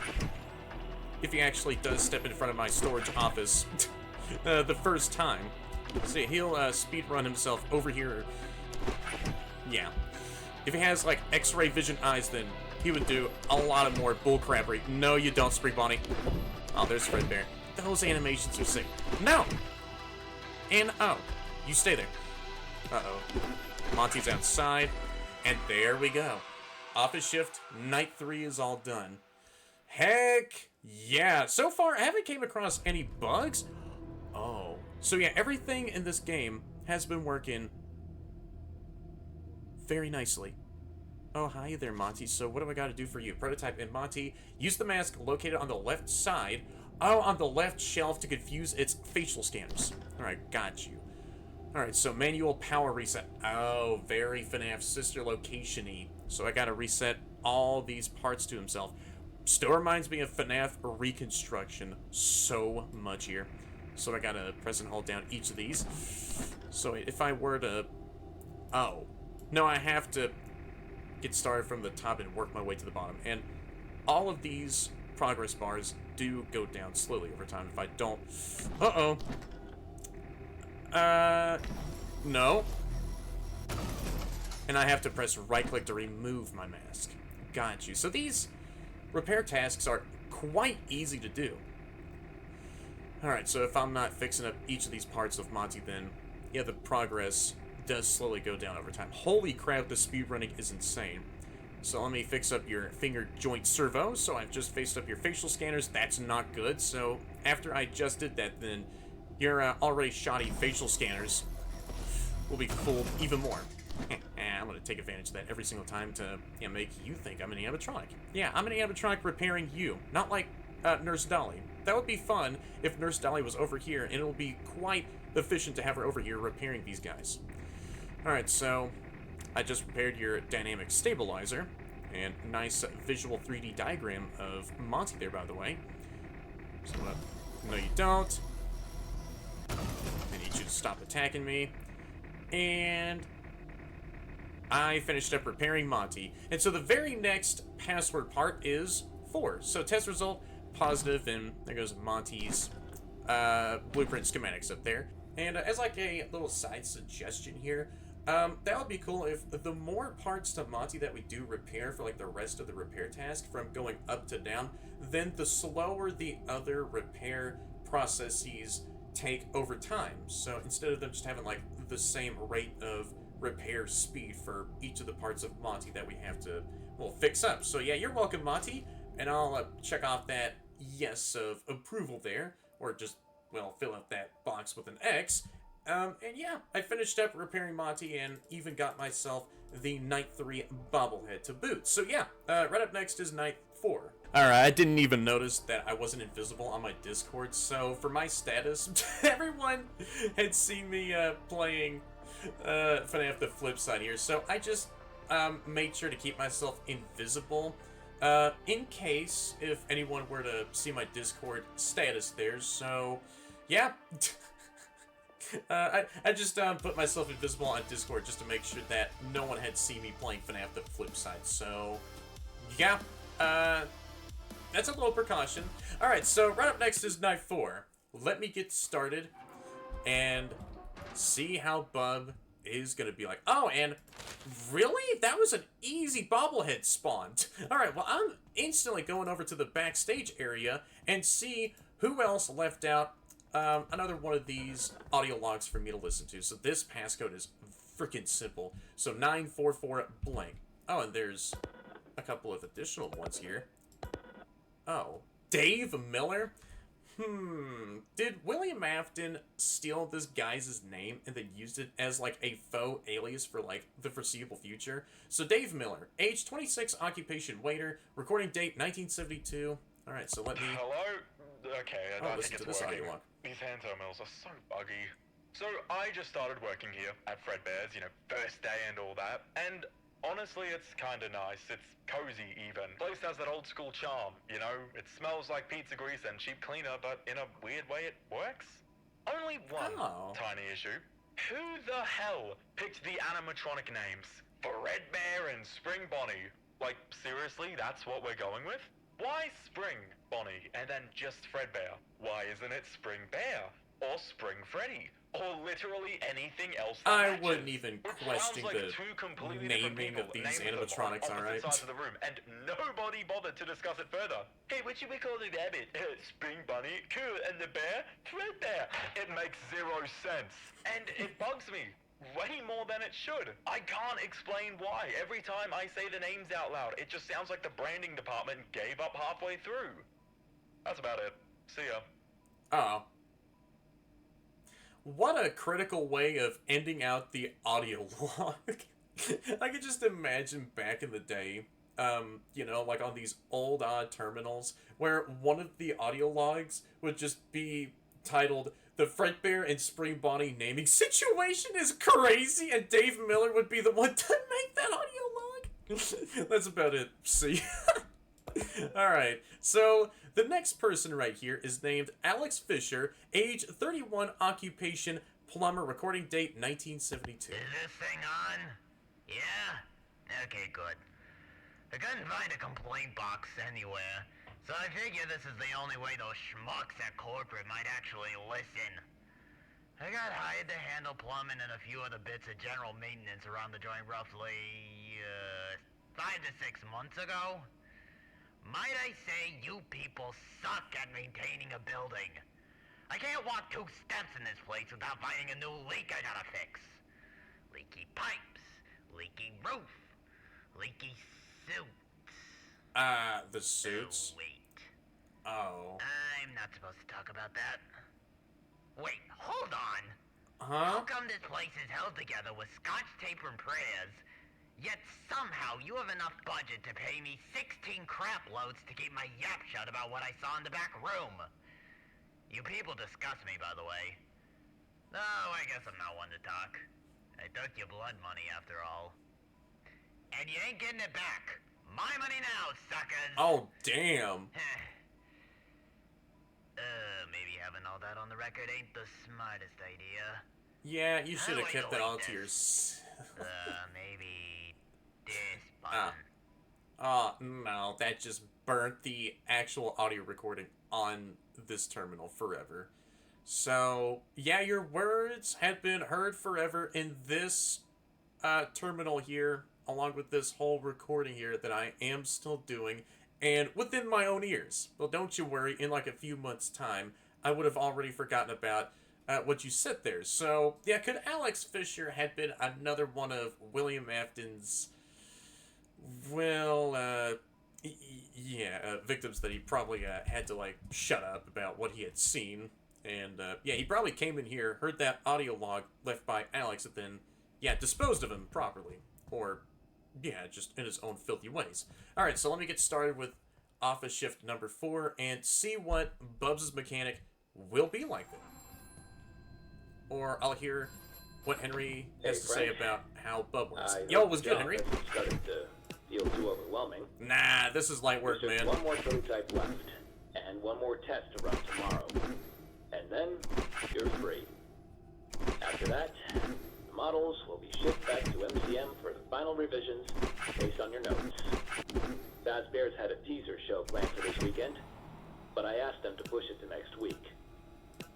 If we had a testing room, or at least some sort of a restaurant layout, I could have taken some breaks and tested the prototypes myself. But we just don't. We do have an old stage unit under the second entrance. We could do something there in the future if the show turns out great. But until then, let's talk about Bub. Yeah. There's a good reason I left this one for last. And On do they paper, crawl in he the should work vent system? flawlessly in comparison with the others. But at the same time, he has the weirdest behavior out of all. Out of nowhere, he will Didn't know you start can crawling boot the into spring tight bunny. spaces. Plushie. And I can't figure out what's causing it. We both work equally on the models, but Bub was stored into Edwin's office for a few days before the testing session. And I'm starting to think it's his work. It's not just the behavior, either. Bub moves differently, too. I'll try talking to Edwin about it tomorrow. For tonight, just make sure Bub doesn't get himself stuck anywhere.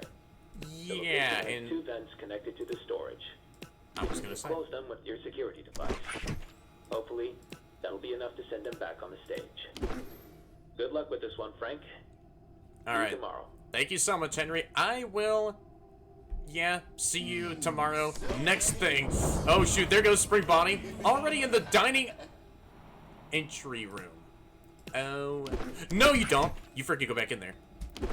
All right, so I was going to say, I would most likely imagine Bub will be not that long to deal with. So what I mean by that is that if I shut one of these 2 ventways off, in front of her face, then Bub will go back over to the show stage in the next second and, well, do the same exact stuff for the next time she does attack. So, yeah, that's how you properly deal with Bub. Very nice and simple. So what about... No, you don't. What about Spring Bonnie? I just had to make sure he was still there. Yeah, come on, Monty. How about you go away? I didn't say come on in, just like as an invitation for you to come into the... storage room. No, I needed for you to get the hell away. Alright, and it is quite funny how stupid these animatronics are. Alright, so I see you there, Spring Bonnie. What about... No, Bub hasn't even bothered to move off the show stage. I see you there, Monty. I have to deal with you first. I just need to wait for this ambience to cease. Nice. So what about... Oh. Bub. No. Bub is still on the show stage, not even moving around. No, you don't, Springbot. Wait. So that would have been funny if... Oh, yep. Fredbear's here. Alright, I have to lock in here first.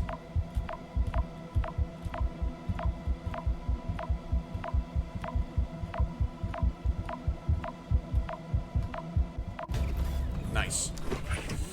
Alright, so Spring Bonnie's still there. That means Bub is off. Oh, shoot. Wait, where? Bub is about to choose which of... Holy...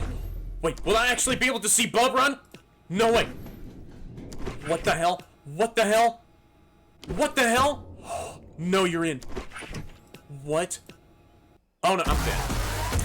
Gosh dang it. Found you. Oh. Hi, M2. Cool M2 face there. Tip, track Bub with your cameras and look for what side it is running to. Then seal the correct once you hear it crawling through. Some interactions like Fredbear being in the office or Monty at the window will temporarily disable Bub to avoid RNG-sided circumstances. Additionally, if Bub attacks at the same time as Fredbear or Monty, it will be stalled and the vent timer will be reset until you deal with both of them to avoid RNG-sided circumstances and to keep the gameplay clean. And look at Bub just scheming away after crawling in one of those vent entrances without me looking properly. Alright, well that was a full-on my bad. I was caught off guard. No way! Oh, that was Spring Bonnie. Right, I thought that was Bub getting off the show stage after I just started up Office Shift 4. But no. Whenever I hear Bub run around somewhere else in the building, then I have to see which of these 2 vents they're about to take and show off that one said vent accordingly. So can I... No, I can't. Or there's not like any vent cameras I could see though. No, you don't, Spring Bonnie. I am keeping you nailed down in the... No. Oh, and even Fredbear is walking over to the janitor's closet. No, you don't, Monty. Go away. Okay, so Bub is there. I am going to be waiting for you to get off of the show stage. No, you don't, Spring Bonnie. Keep it. Nope. There's Monty. Nice creepy ambience you're emanating out from yourself. No. Where are you going? Where are you going? I'm closing off this vent? No. You're there! You're there! No! You go away! Okay. No way. Are you in here? Yeah, you are. I'm dead. Gosh dang it, man. I guess I needed to wait for, like, a loud thud to play. Okay. Yeah, I know you founded me. So I haven't heard Bub spring. Oh my gosh, you can't see her! No! That's cool. Where's Bub? You're there. I'm shutting that vent door. It's closed off. You go away. Yeah, I know that you're arriving. Wait, did you go away? Oh, nah.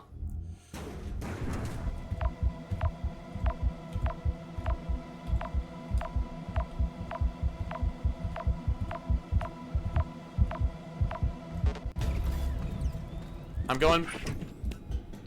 No! You get wrecked. Oh, that was the head bump I was needing to hear next. So that's how you properly deal with Bub. And you went all the way back to the show stage. Nice.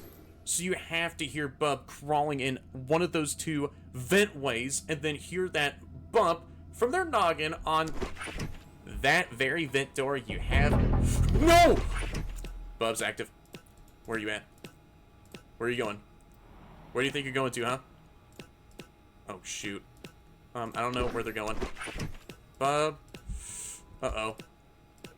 I didn't see which of these two areas they've popped up at. No. I'm shutting up. Monty? I need you to cease your creepy ambience. Now, where is... Oh, yeah, you're right there. So I have to wait for Bub to crawl in the... No. I need to hear a bump. Yeah, screw you, Bub. So that's how you pretty much successfully deal with Bub. And you are right back on the show stage. I want to see Bub running somewhere else in the building. Alright, but I won't keep... No, I didn't even see him. Gosh dang it. But it's fine. Oh, there you are. Alright. I have to put Spring Bonnie back there. Alright, Fredbear. Anyone attack here?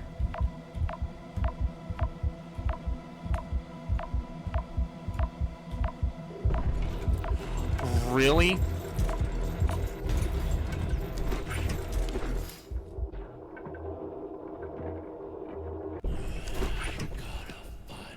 Alright, so Bub is about to crawl in through the... No, you don't. Yeah, you get wrecked, man. Alright. So how many head dents did you collect throughout this entire night? Because I know that you will be fully fixed up with a brand new animatronic head. There's a clean shot. In the very next night, so you already have 3 head dents. No! Since you ran off to the right side. Visual indicators are also very, very helpful in cases like with Bub. So if they run off to the right, then they're going through the right vent way. Okay. There's Monty. I need you to go away. Oh, this is unfortunate. Hold on. I need Monty to go away. Nice. Alright, there's Fredbear.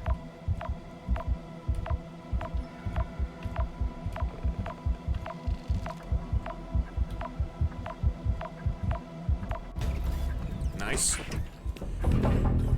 That's off to the right. Left.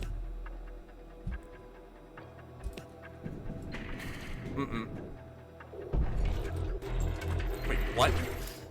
No, I need to shut the left vent. Come on, go away, go away, go away!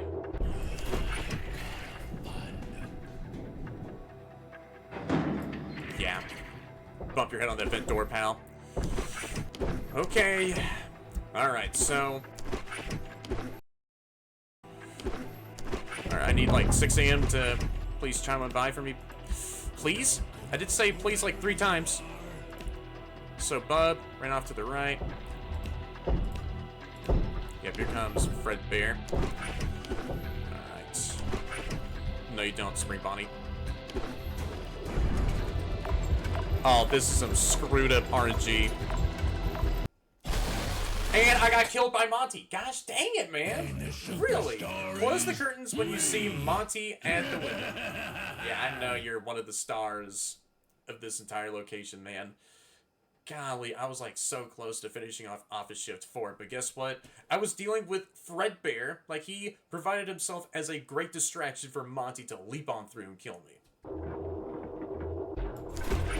No! I heard his ambience cut off there for a second. Me. Oh my goodness, bro. Oh my gosh. Yeah, I heard his ambience cut off for 1 second as it was looping again. And guess what? I thought Monty left for... Yeah, I need to hear out for his voice line whenever he goes away.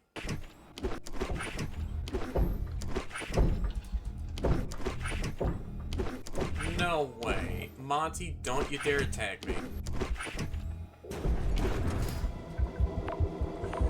Oh, you can multitask?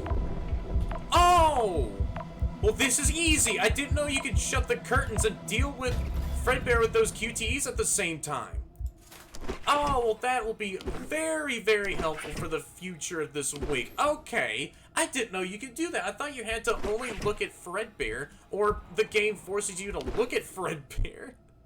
I just looked at Fredbear over there, and I thought I was, like, sort of locked in with dealing with him first, and then Monty coming in at the same time offered, like, some RNG stuff, but no, you can shut the curtains in Monty's face and do those QTEs at the same time.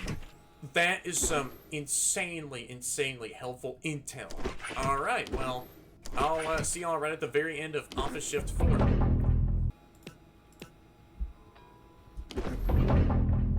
Yeah, there goes Bub, running off to the left side of the building.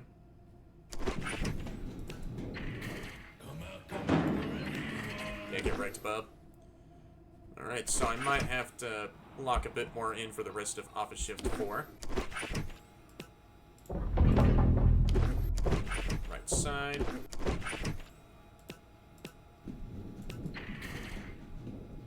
No, you don't, Bub. Here comes Fredbear. I'm having a blast with this game so far.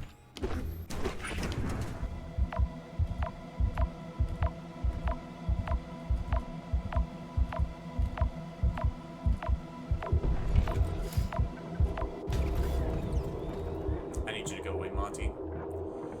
Spring Bonnie is moving closer, ain't he? No, you don't. And Bub immediately left off of the show stage after I just dealt with Monty. Nice. Yeah, I don't really have to worry about seeing which of those two... Oh no! Channel cameras that Bub will appear at? Yeah, channels 4 or 5. I could just only dictate on sound alone. No, you don't! Ooh, right on time. Alright. So 6 a.m. is about to chime up here soon. No, you don't, Spring Bonnie. There goes Bub again. He's on the right. Or she's on the right.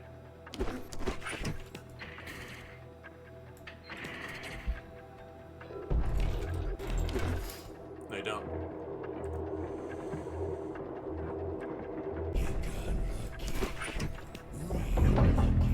Left side.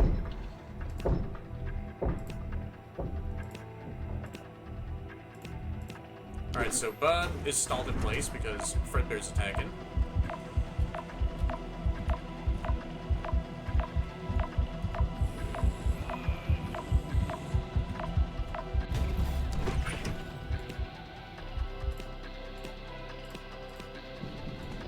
No, you don't.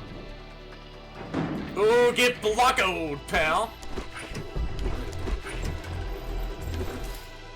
Ooh. And nice! Office Shift 4, I love the end night, like, built-up music in the background so much. Oh, shoot, yep, and here we have the post-shift for Bub, and there goes her blueprint schematics on the corkboard this time. So, what do I have to do for her then? Prototype MO Bub. Keep the integrity of the animatronic in a stable state using the second monitor. Oh, MCM administration. So this is the second monitor for me to well, keep the integrity of this animatronic in peak condition. Warning, flashing the animatronic while it is in stationary mode will cause damage to the MO program. So is this like the base mimic program here? Charge amped 100% shock charge. One shock costs 25% charge. So I can hold this down to, oh, generate more of that program integrity. How to? Click and hold to maintain the integrity of level optimal. Right, so I'll try my best to freaking get used to more of this upper panel here. Alright, so for now, though, let me see what this other task is. So how do I do this task? How to click and hold until you reach the upper line. So I have to press it. Oh, shoot, I have to... Oh, shock you, but let me just keep up the integrity of this animatronic. Am I doing something right? Oh! And that's how I do it. Right, so I have to charge up the integrity of the animatronic with that button over there. And so if they become way too damaged, then, yeah, I'll get screwed over and, well, I'll get jump scared by Bub for poorly taking care of her. Well, guess what? I'm trying to fix you up. Okay, pal? Alright, so I have to charge this up all the way to 100%. Alright, nice. And so after that, this is done, then I'm guessing I have to move on over to the... I'm assuming way too much, aren't I? This is way more simple than I originally am thinking. Alright, so Bub ain't attacking. Well, I just had to say something. Alright, let me keep up your integrity. Nice. And I'll keep on with this task here of just simply making sure your systems are all stabilized. I think that's what I'm doing. Come on, it's almost there. 25% left. Yeah, these repair tasks are so much fun. They're very nice and simple, and fun at the same time. Nice, there's only 10% left. 5, 6, 7, 8. No, you don't, Bub. Oh, gosh. No! I have to keep up the MO program integrity. Oh, and it slowly goes down more. No. No, no, no, no, no, no, no, no, no. Alright, so I have to keep up this other side integrity here, the programming, because of all the electrical shocks that I'm administering. Poor old Bub here. No. Oh no, this ain't good. No. Can you do this? I'm like so close with this anyways. And that maintenance section has been finished up. So this maintenance for Bub has been finished up. Prototype MO Bub. Maintenance log number 17. Management password part 4. So the last part of this whole very simple password is a nice 3D model diagram of Bub over there. So let me just check off the yes box and move on over to the final night of this entire week. And so only have one more bobblehead toy to find in the rest of this Fredbear's location. So yeah, night 5 is right up next. I know that there's probably going to be a couple of extra side nights for me to take care of. And yeah, I'll still look forward to seeing what kind of stuff will happen in those other side nights, such as night 6. Alright, so night 5 is right up next. So let me go find where this final bobblehead toy is located. If it's like right on top of that Fredbear trash can, then that'll be an adorable place to put it at. So I'm gonna go in here. Where's this bobblehead at, huh? I know it's here somewhere. I'm gonna hunt this little fricka down and put it in my bobblehead collection of 5 Spring Bonnie bobbleheads for some reason, even though there's like other bobbleheads of the rest of the fellas up here. So how are y'all doing? Are y'all feeling way better after performing all those maintenance routines on all 4 of you? Well, I'll step on back now and, well, just see what's gonna happen when I fully type up this passcode here after I do listen to these final 2 audio logs. So this is Alex Fisher. So yeah, your name is John Fazbear alias. Is this just to protect your actual name? Age 38, occupation fired. Reason, mistreatment of employees in the workplace. Hi, I'm John Fazbear. Can't take you seriously with a name like that. If you're listening to this log, that means that a piece of licensed Fazbear Entertainment art made by you isn't up to our company standard. Don't fret, however. As the lead director of the marketing department here at Fredbear's, my job is to teach and guide you through the process of making promotional material that is suitable for our wonderful customers. Give me a moment. Samantha, where is my coffee, goddammit? I asked you 15 minutes ago! Oh my god. What do I pay you for, woman? Nah, John Fazbear Sorry about means that. business with his own coffee. Nah, Samantha. You gotta As I divorce was this saying, man right here. The purpose of this log series is to help in making your art pieces compliant with our company values. There's my coffee. Thank you so much, Samantha. You truly are the backbone of this company. Sorry, fellas. She's married to Fazbear Entertainment. Oh, really? Like you? Aren't you? Where was Okay. I? Right. Refusal or failure to Oh, comply wow. with our strict Still reading company all those marketing policy boring company will result documents, in huh? Job termination, military discharge, legal action, loss of company benefits, impounding of vehicle, loss of hearing, degenerative bone disease, beheading. Oh.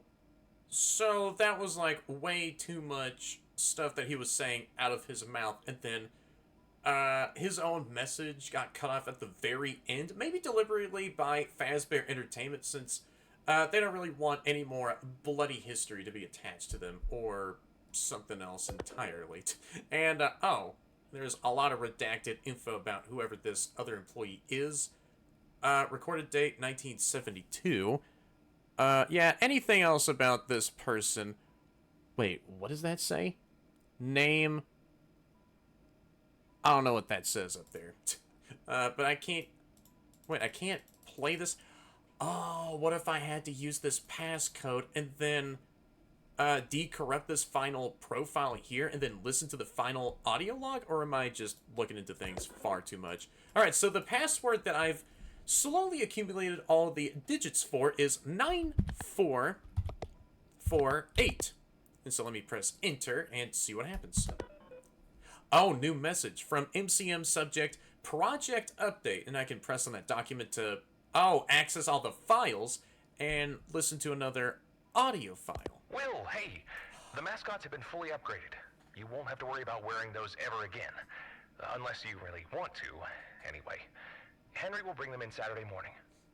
I don't want to brag, but I think I might have struck gold with this one. I won't say too much just yet, but this could put MCM on the map as the greatest entertainment and carnival technology company in the country.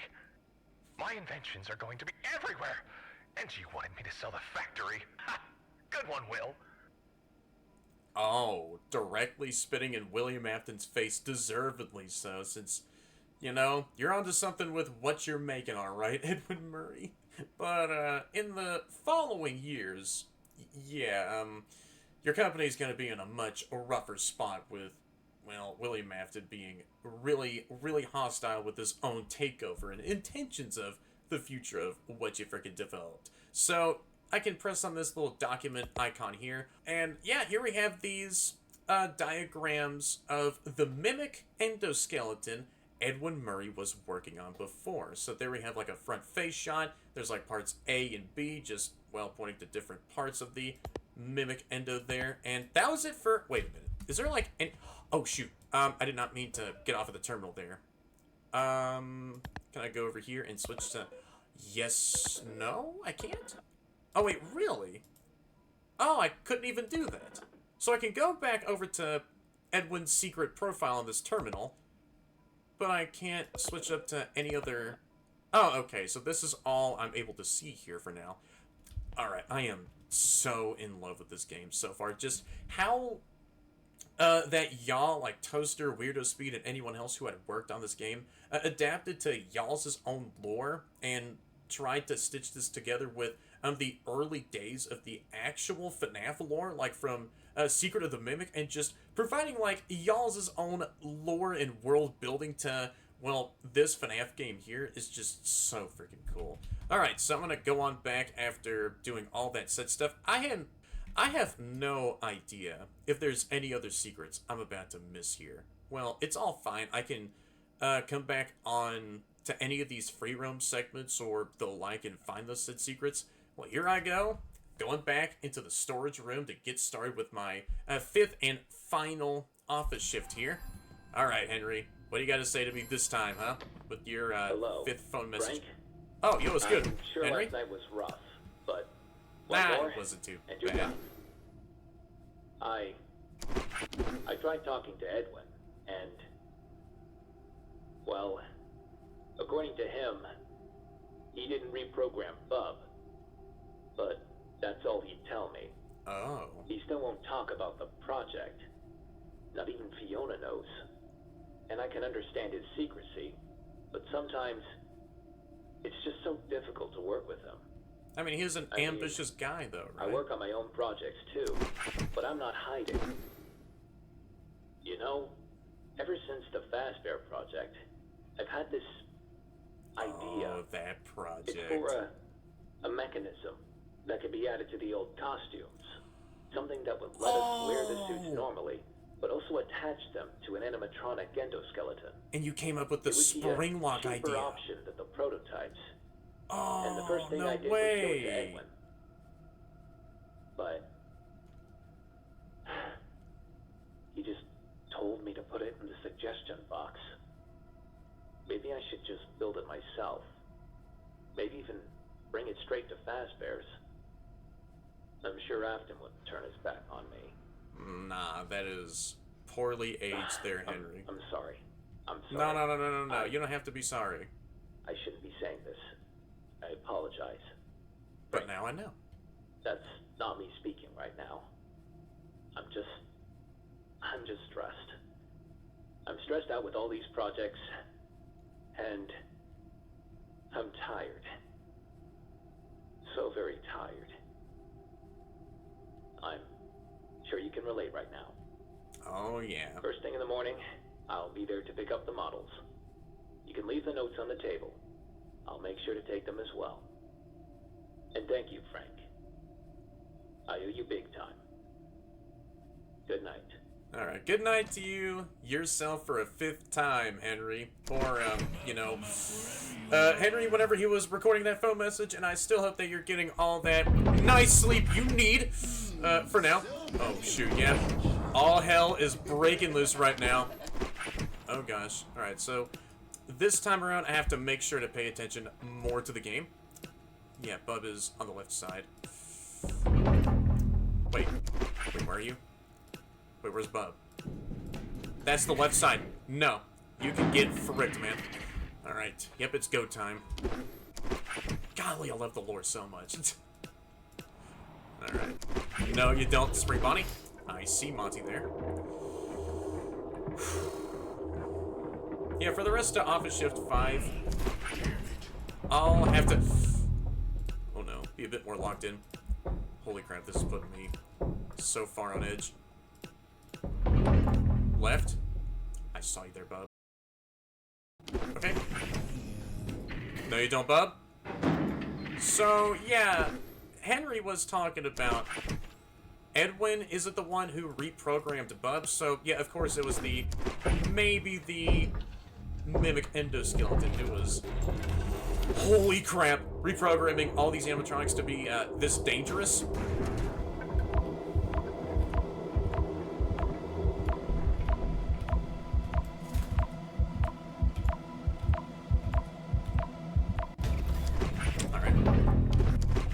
Off to the right side. I see you there.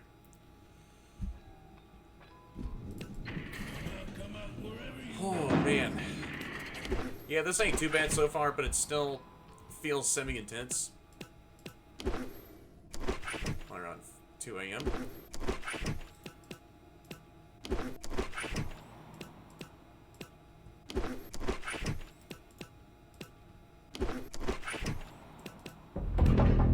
Right side.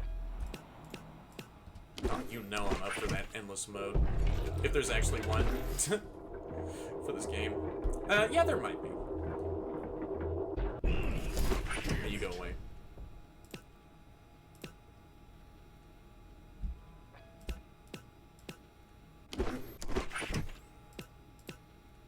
I didn't hear Bub. Yeah. Now I did. Not crawling in the vents. Like, that was like my first assumption there, but then, yeah, Bub just had to do a 180 with their whole strat and then run over to the left side of the building.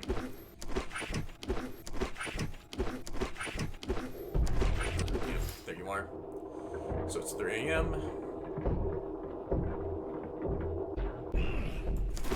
Get wrecked. Okay. Right. Left. You're like a freaking ping pong ball, bub. No? Nice.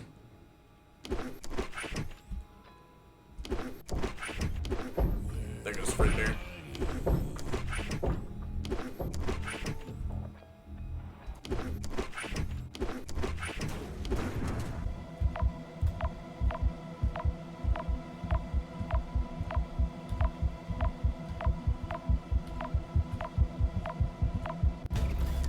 Nice. Okay. Still at 3 a.m. Oh man, it feels really nice to play one of these classic feeling FNAF Fangames after such a while later. Left side.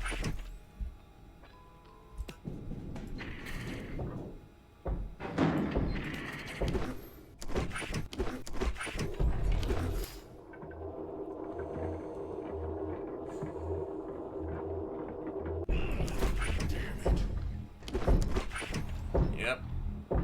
The big man's coming. Oh, I didn't even notice that change text at the top right. Time to die. Okay.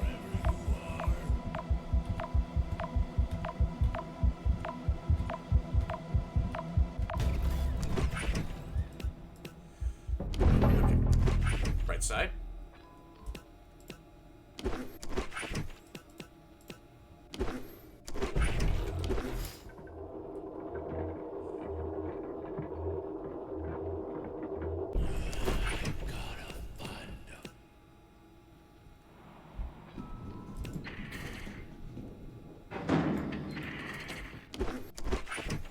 No. Wow, I have been keeping Spring Bonnie nailed down in the entry dining area. Holy crap. Up. Left side. Oh! There's like a disclaimer symbol that pops up in place of which of these two vents Bub is crawling in. Didn't see that visual cue up until now.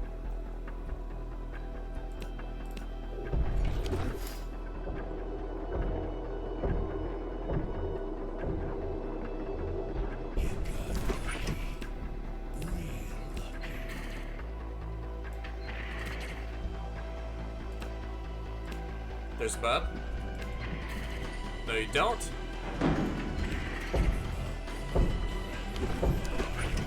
Uh-oh. Fredbear is gonna do like one final daring attack attempt.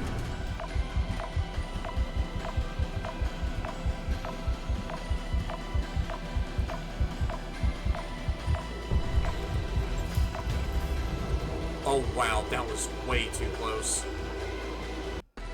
And I did it. Office shift number 5 is all done, baby. Let's go. Holy crap, that wasn't too bad, actually. Hey, Frank. Oh. It's me again. I've backed everything up, and I'm headed back to the factory now. I'll take a look at your notes and see what we can improve. Let me know when you get the paycheck, all right? Okay, Frank. Talk to you soon. I mean, already got my paycheck nicely sealed in that MCM stamped envelope of a job well done. And I got myself that first star on the menu for finishing up all of the 5 May nights. And yeah, I got a full 5 set of Spring Bonnie bobbleheads that I've collected throughout all of those 5 May nights. That was such a fun freaking FNAF fan game. Love the gameplay loop. Every animatronic had their very simple mechanics. I adored the lore so much that was being built up in the background, and even like all the voice actors who voiced for those said characters who, well, left out those said audio logs in that backstage terminal that I've listened to, and even like the Henry voice actor, the Edwin voice actor, Yeah, and even like all the other voice actors that voiced the main animatronics themselves, everything about this game is so well done. From the visuals, the graphics were great, and just how the entire game just felt overall. And even like with those parts and surface post-night tasks were really fun and, well, not too bad to, well, even like finish up right up next. And yeah, I really had a fun time with playing this, and I just still have to say thanks again to Toster for, yeah, giving me early access to play this game early before it does come out very, very soon. Alright, so I really want to go ahead and check out the extras here next and see what these contain. And yeah, here we have all the extras, starting off with there being a custom night. Yeah, I will definitely do this whenever I can. The custom night AI behaviors have been rebalanced to ensure the possibility and fairness of the 420 challenge. That being, wait, Fredbear Plus. Wait, increases Fredbear's difficulty by putting the AI on 20, boosting miss penalties and the timer speed, adds IJKL and TFGH to be... Wait, hold on. Wait, what does that mean over there? Adds IJKL and TFGH. Oh my... There is no way. To the active key pulls. So, there is more keys that you have to press in order to deal with Fredbear during those QTEs? There is no shot. Alright, well, good to know that Wait, Madness Mode? The Madness Mode. The game's absolute hardest difficulty. Every animatronic has been heavily buffed in every aspect. Reaction windows are reduced, movement intervals and fend-off delays are set to 1 second. The clock displays random time, no breathing room, pure chaos. And yeah, the Fredbear Plus mode, yeah, of course, since this is the true 420 mode, then Fredbear Plus will be, by default, always checked off. And also, do love the overall red spookiness that's going on here. And so right up next are all the animatronics, and oh, okay. And it even shows off each of these animatronics with their voice actors who voice for those said animatronics. So, Prototype F, nickname Fredbear 2.0. The best of MCM engineering. Built on the latest MCM endoskeleton. Features a facial scanner currently damaged, a fully functional free roam mode, and a customizable voice box for a truly personalized guest experience. And so I can, turn around this model in a 360-degree sort of turnaround. Of course I won.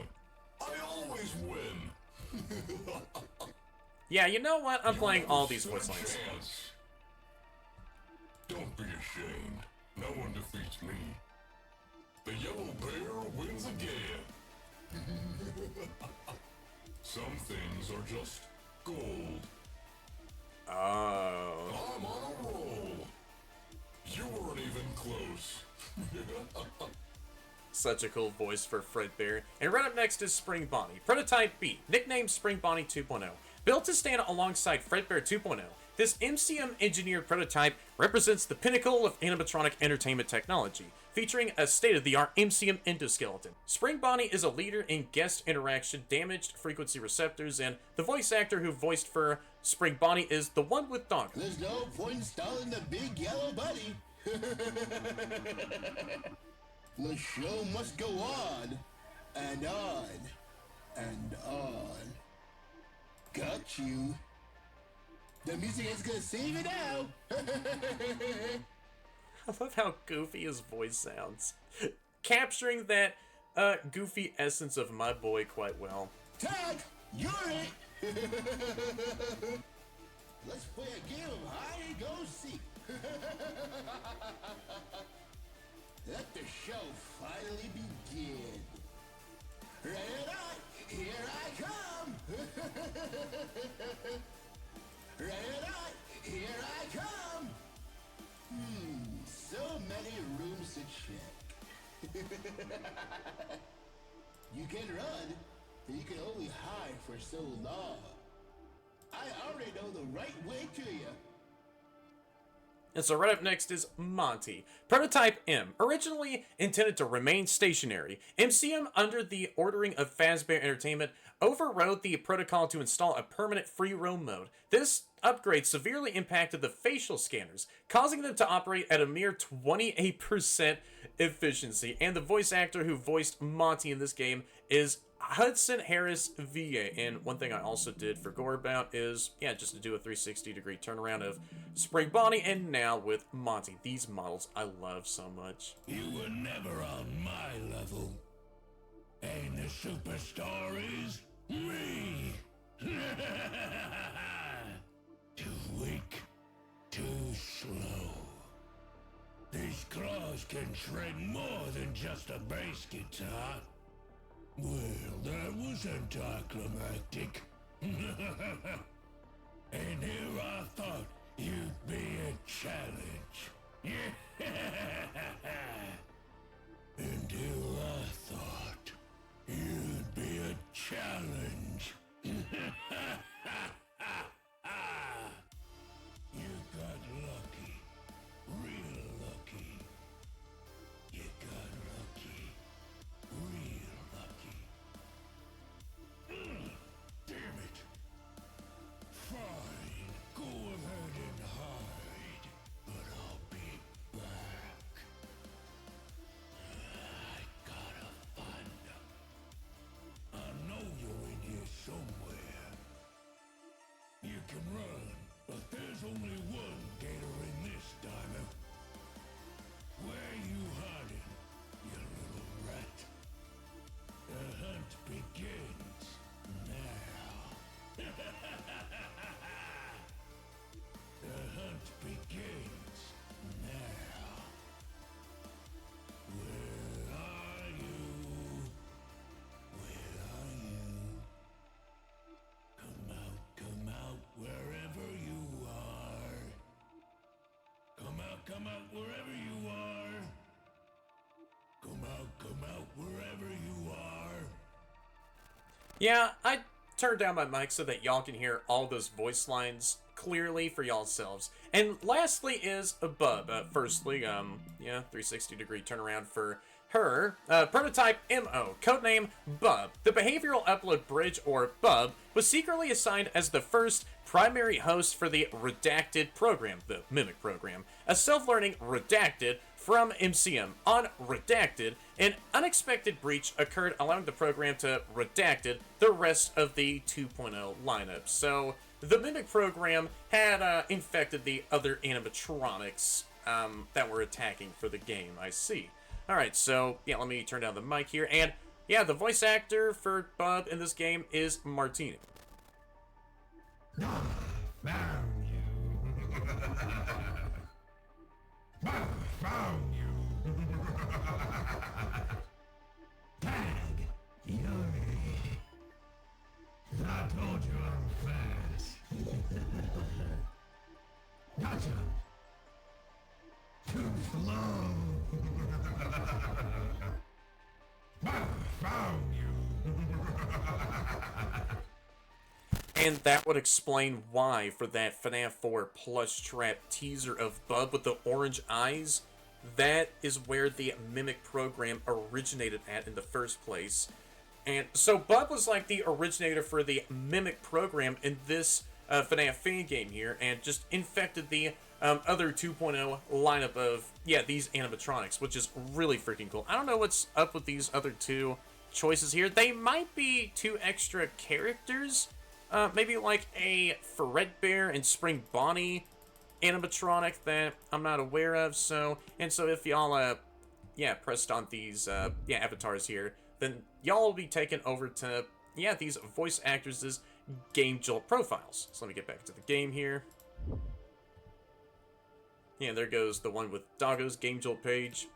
Oh, and there goes Hudson Harris's YouTube channel, and yeah, Hudson Harris's Game Jolt page. So yeah, it just opens up like multiple pages for their socials for y'all to follow if some of y'all want to. Well, yeah, definitely go show all these voice actors who had done such an awesome job, all that love and support, including Toster, Weirdo Speed, and everyone else who worked on this game too. And yeah, let me do the same thing for Martini here. So there goes Martini's Game Jolt page. Alright, so y'all can replay any of these nights. So yeah, replay nights. From night 1, you collected a toy in this night. And so yeah, I already got all of the, yeah, bobbleheads for me to look for. To collect a missing toy, simply start the night it appears in, and locate it. You can exit the free realm immediately after picking it up. However, if you are aiming for a different ending, you must complete Night 5 again to trigger it. So I have to finish up Night 5 yet again to... Oh, trigger another ending. There is a Night 6, so yeah, I didn't even know if there was going to be like any Night 6s or the like, so... And yeah, y'all can replay any of these... Oh, post shifts. And so y'all can replay any of these post shifts if some of y'all want to, or, you know, for those channels that are aiming for a all jump scares video of this FNAF fan game here. And so here we have all the behind the scenes stuff for this game. How it all started. All special things really do come out of nowhere, behind the scenes. Now I want to make something like this. Oh, and so, yeah, this is whenever Toster and Weirdo Speed collab with each other. Absolute flip them up. Absolute flip them up. Oh yeah, of course it was made by him. And so here we have one of the earliest forms of the office and 8 screenshots leading it to, well, oh yeah, there's like, oh, I see. And so there's like some other adjustments and stuff like that. And so there was, oh yeah, more progress being made with the office. And so yeah, there goes the finalized office right there. I will never lie again. The cat did not say that. Okay. What is going on over here? Oh, development shot him. Yeah, that's Bub hanging out. Oh my gosh, man, what's wrong with me? And so, yeah, here is a shot of Bub just hanging around in the, what looks to be the backstage area. Oh, that's sick. And so these are a whole bunch of development shots. Spring Bonnie in the entry dining area. Oh, and I didn't even actually see Spring Bonnie's other positions through the camera system as I was camping him so hard in the entrance area. So there he goes in the kitchen area, along with Monty just, well, looking at us from the main diner. Oh, and an overhead shot of the main dining area. And here's another screenshot of, yeah, the office, along with Spring Bonnie being able to be seen in front in the window? Oh, I need to see that outcome. Faranjo, he is on that good... Oh, and another angle of the with studio lighting mode on. That's cool. And another shot of the main dining area, but with the same stuff going on. Oh, that's cool. Oh, there goes Bub, just roaming around aimlessly somewhere else. 2 businessmen, found in a storage container from the 70s. This photograph shows 2 excellently dressed men. They appear very stylish. It looks as though they possess the creativity to develop a highly impressive Five Nights at Freddy's fan game, which both of y'all, along with anyone else who had worked on this game, had done a very great job on this. Like, this FNAF fan game was sick. I enjoyed it. And there goes Monty wandering around in the, yeah, dining area. Oh, and... Oh, yeah, this is of that show stage render with all 4 of them, yeah, just doing those idle positions. Oh, and there goes another position of... Oh, that's a cute Fredbear mascot head. Or is that like a Freddy mascot head, since that's a black top hat? So this is an overhead shot of the backstage area with full brightness on, and I remember seeing this being sent over to me before.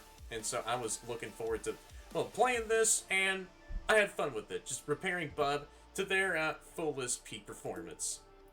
My code's... It really does... Okay. And it's so funny because I know exactly what that meme is. If some of y'all know, then some of y'all know. Monty teaser behind the scenes. What do you call an alligator in Okay. Oh, a development shot. That's a cute Spring Bonnie mascot suit? Yeah, it's like a mascot suit of Spring Bonnie. Very glitch trap-like. And this is a development shot of the intro cutscene where Henry was speaking to us about what we gotta do with these guys, or, you know, the animatronics, just fixing them up and all that. And here's another development shot of the backstage area.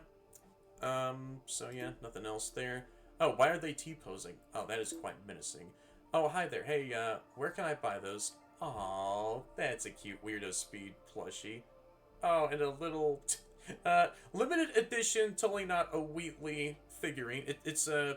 Well, an original character, just a little Toaster portal core right there with a blue snapback on. Oh, and another development shot of Spring Bonnie in the kitchen, and a Fredbear's pizza box, still of the art, by the way. Oh, and is this like an early version of the main show stage area and dining room. So there goes all 4 of them. Yeah, just posing up on the show stage. Just standing still, more like it, and here they all go yet again. On this other version of the show stage... Oh. Oh, that would be oh, wait a minute. I was supposed to see... Wait, what? Oh, hiya there, you Freddy mascot suit. Doggo Mafia's son. I would like to offer my son as an addition. His name is Gunboy, and he is an abomination, and I love him. Cool Freddy mascot suit, I want to say. I lost a bit. Now this has to be... You can go to this bed. Alright, and so right up next is gonna be Night 6. So this might be unlocked after finding all of the spring Bonnie, or just all those random spring bobbleheads randomly throughout before starting each of the 5 main nights. So what's gonna happen with Night 6 here? Yeah, I was totally gonna accidentally overlook the Night 6 in this game. Alright, let's get back into the premises. Oh, and I could see the sun starting to rise outside. Wait, place the mascots on the stage. Wait, do I have to lug these big ol' animatronics? Oh, all the animatronics are gone. Yeah, since Henry said he was gonna come back over at the place and, yeah, pick up the 2.0 animatronics. So I had to place down... Oh. So are those like the final 2 goobers? I wasn't able to see who or what they actually are? So these are like 2 mascotted versions of Fredbear and Spring Bonnie. He looks adorable. I want to go over there and give him a big ol' hug. Alright, so I'm going to go on back now and just start up Night 6. Make sure you place the mascots on stage, otherwise you cannot proceed. Hello? Like, why not put them on the show stage first? It's William. What? Listen, I have to check on the new building soon, so I'll be there in a few hours. Please wait for me. I need to talk to you about something important. Oh. With all due respect, sir, I don't think I can wait that long. I was only supposed to take the prototypes and bring in the new mascots. There are other matters at the factory that need my attention. Well, work always comes first, doesn't it? I respect that. Then I'll get straight to the point, I suppose. I need you to convince Edwin to sell me the factory. No The factory? way. Sir, I don't think I understand. Listen, Henry. Murray's will collapse within a few years if someone doesn't step in. Edwin may be a brilliant creator, but he isn't meant to run a business. I am. Under my leadership, the company wouldn't just survive. It would flourish. More contracts, more reliable employees, and more time for him to focus on his creations. However, if I were to speak to Edwin myself, he'd decline my offer immediately. You know him. He's stubborn. Stubborn just like his old man. Oh, He can Edwin handle Sr. everything, but he's only dragging the company further down. Help me save the factory, Henry. The workers need their jobs. The world needs innovation. But that will only happen if I'm in charge. I don't think that's possible, sir. It's all he has left of his father. I don't believe he'd give it up so easily. Not to mention Fiona. I can handle Fiona. Reaching Edwin is the difficult part. But I have faith in you, Henry. You're more capable than you realize. I've seen your dedication. I've seen your abilities. You're meant for more than what MCM is offering you. Do this for me, and the management position of the franchise location is yours. Sir, Think about it, Henry. Trying to tempt Henry of a promise just like that? After taking advantage of Henry and Edwin's, like, friendship like that? Okay. So, did that whole thing went on through where, yeah, after Night 6 here, Henry had came up with the final decision and then tried to... Oh, gosh! Yeah, I need to finish... Oh, my gosh. Wait, what? Wait, vent broken! Wait, what the hell? Wait, you broke that vent? Well, I'm dead. It's so cool how it's daytime now. Oh, my gosh. I'm dead. Wait, what's going on? Oh, I see you there. No. I am shutting... Wait, remove mask. Is that what I had to do? Just... What? What is... Oh, and I got headbutted by... Oh. Yeah, it sure was fun being headbutted in the face by a soft but still yet a hard mascot head. That crushed my skull. Tip. Prototype MOV3 will attack either through the closet or backstage vent. This reminds me of Night 6 from FNAF Legacy so much, by the way. If it attacks through the closet vent, it will arrive in the office after which you need to put on the mask to make it go away. If it attacks through the backstage vent, make sure to quickly close it, otherwise it will get in the office. So if it attacks through the closet vent, it will arrive in the office after... Okay. So I have to put on my mask whenever... Yeah, Prototype MOV3, otherwise known as Proto Spring Bonnie, or one of the Proto Spring Bonnie. Yeah, I could just call them mascot Spring Bonnie. So, M Spring Bonnie, I can put on my mask for him if he attacks from the closet vent. If he attacks through the backstage vent, then, yeah, I have to make sure to close that vent off and, yeah, throw him off from attacking that route. So, yeah, I've died 7 times right up at this point. Alright, yep, it's game time now. So I am starting off on 6 a.m., I think? No, I am done trying to listen to you, Willie Mafton. Oh. Oh, and that vent... Right, is default broken. Well, that's great. So I can't even use the right vent door anymore, so I have to keep my eyes on channel 5 and channel 4, both of those being the only 2 most important cameras to look at, since, yeah, Spring Bonnie always loves to crawl in through both those 2 vents, just like with Bob, huh? But no, I know, I want to say it again, the lore building in this game is so good. So yeah, Willie Mafton is trying to manipulate Henry's friendship with... Every single time that I try to even mention that, something bad is gonna happen to me. Oh gosh. Yep, I see that mimic head. No. No! I see you there. Alright, so that is one way you can deal with the mascot Fredbear suit.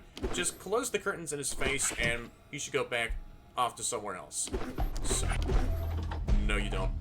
Oh, he's coming over here! What? And that's whenever I gotta use this... No. What? What is this? S-D-A-K. Oh.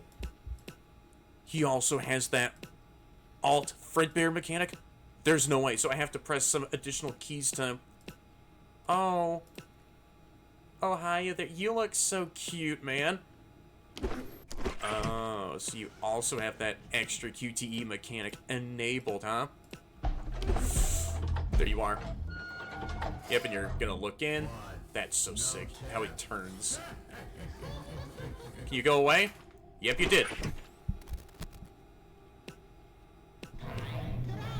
Oh, I saw Spring Bonnie there.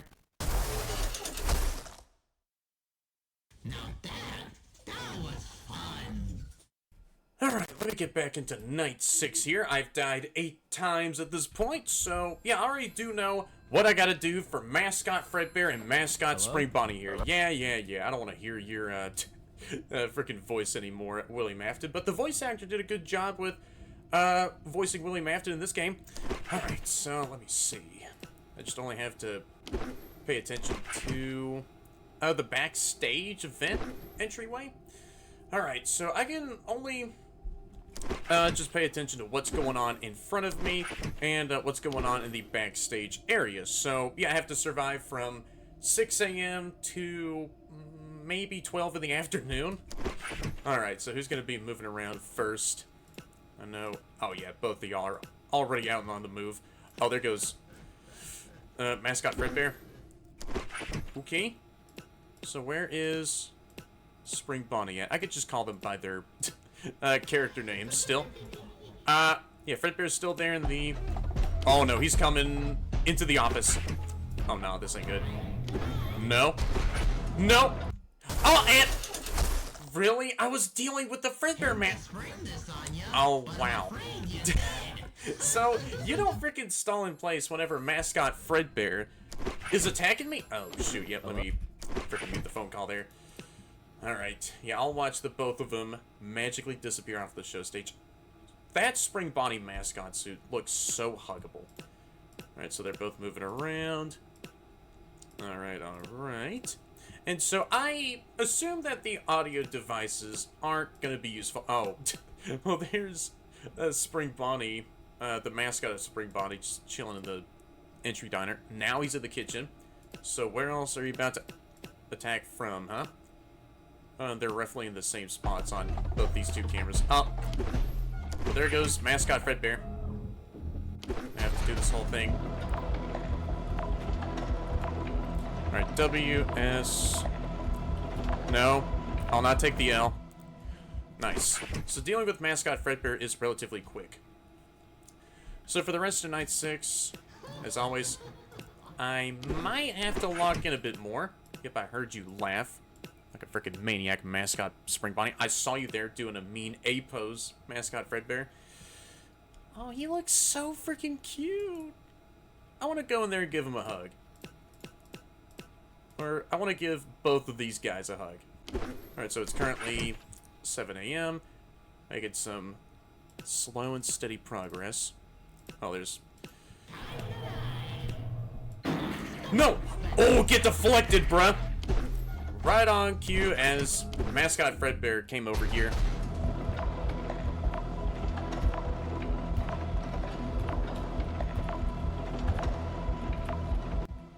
Nice. So I just dealt with him. Okay. Alright, so Fredbear should... There's that slow body turn. Oh my... Oh, come on. I wanted to see your full body turn, bro. But then I got... You're leaking red. Yeah. But guess what? I already do know how to deal with him whenever he appears at the window. Once prototype MOV2 starts walking in front of the window, pay close attention to it. If it abruptly stops at the window, quickly close the curtains, and if it passes the window, normally fin it off like Fredbear.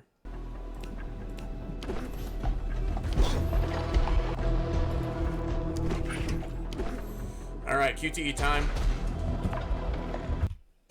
I pressed the wrong button, didn't I? Gosh dang it. I think I have to be so both hands-on with both sides of my keyboard. Things really are gold.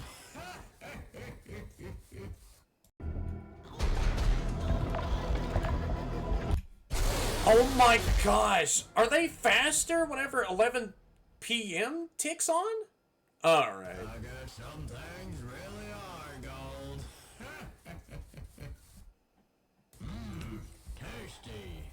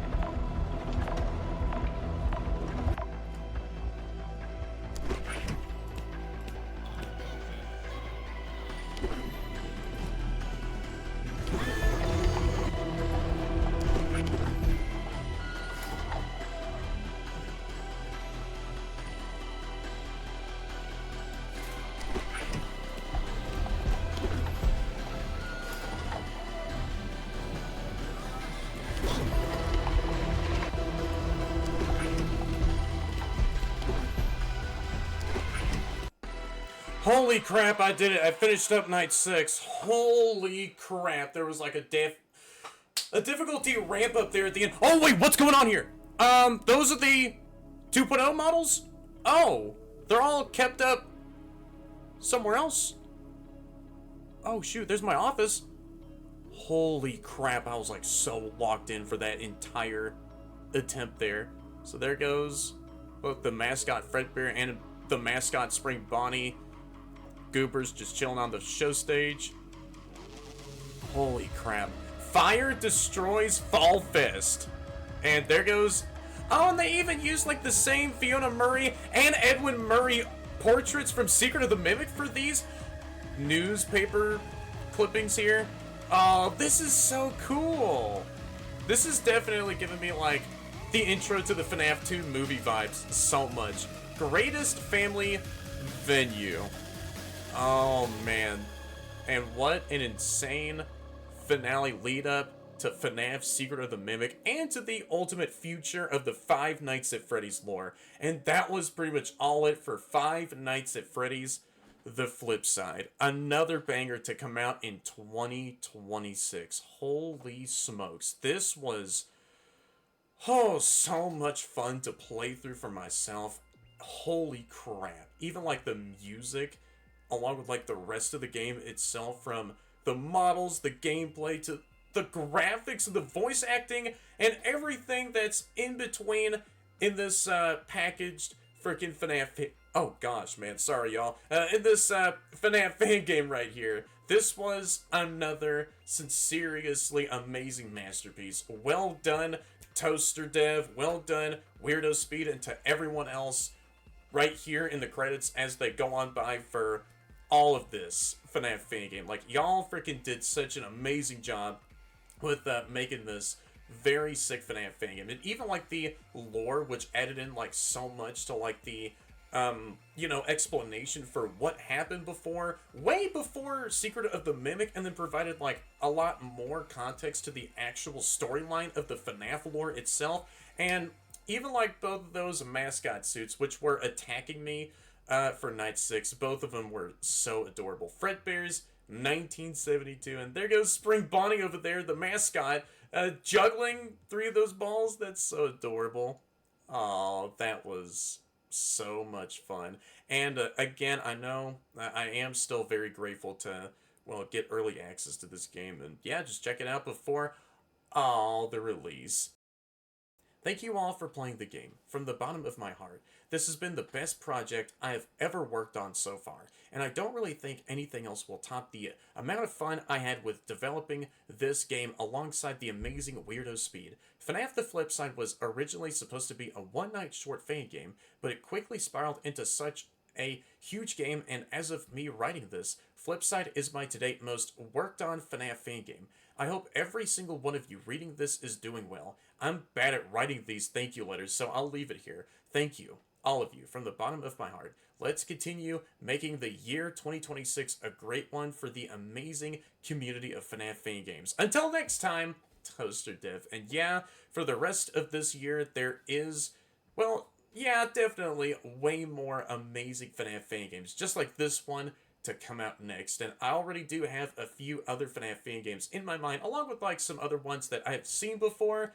I am still looking forward to in my own mental list. So yeah, Toster Dev and Weirdo Speed, and to everyone else who had been involved with the making of this FNAF Fangame, y'all get the seal of CheeZ approval. Like with every other FNAF Fangame I've played through before, this right here deserves a CheeZ stamp or badge of approval. I think I'll go with badge because that's a little bit more as an award. So yeah, Toster Dev, Weirdo Speed, and everyone else who had poured so much of that love and passion and all that work into making this FNAF Fangame here, y'all get my CheeZ badge of approval. So yeah, I freaking love this game so much. And yeah, after finishing up night 6, I got myself the 2nd star on the menu for doing just that. And yeah, I unlocked a couple of other extras, such as Fredbear 1.0 and Bonnie 1.0, both voiced by the amazing Doggo Mafia. So here we have Prototype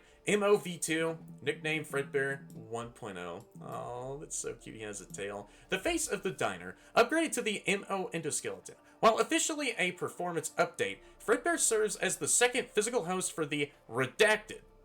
The amount scores an impressive 98% rating across all MCM diagnostic benchmarks. You know what? I'll go ahead and read out all of Mascot Spring Bonnie's description, and then I'll, let y'all listen to all of the voice lines that were all done by Doggo Mafia for both of these other mascot goobers. Prototype MOV3, nicknamed Spring Bonnie 1.0. Aw, he's so... I want to give him a hug, man. And this is so cool, just seeing, like, an actual mascot. And, Glitch Trap in, like, the modern FNAF lore just saw this mascot and then decided to, like, make a sort of an recreation in his own eyes. And, yeah, it was, like, another version of basically this said suit. And, this right here explains so much in a very nice fan-made way of where Glitch Trap got his very own mascot form from this goober right here.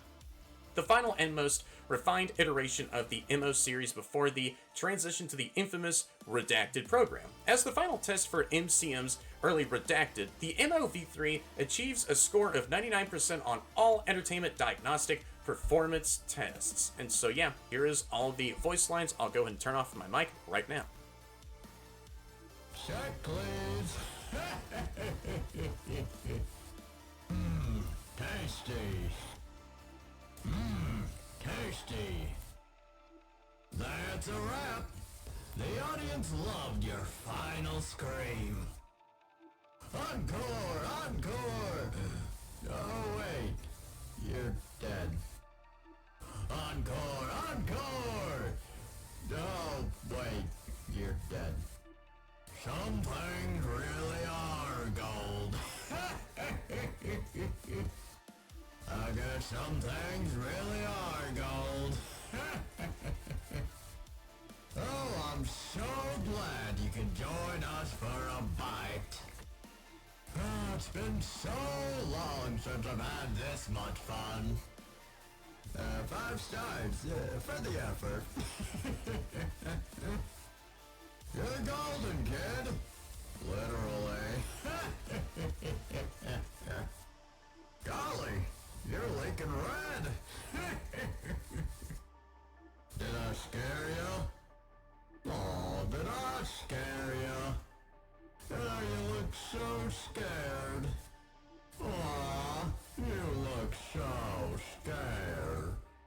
Am I intimidating you?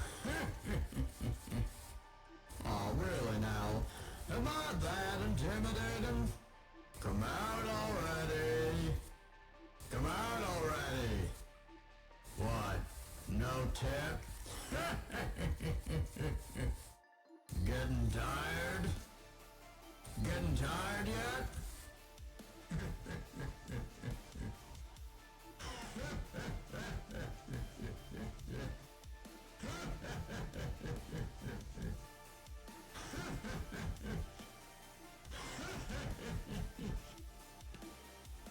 And you are dead.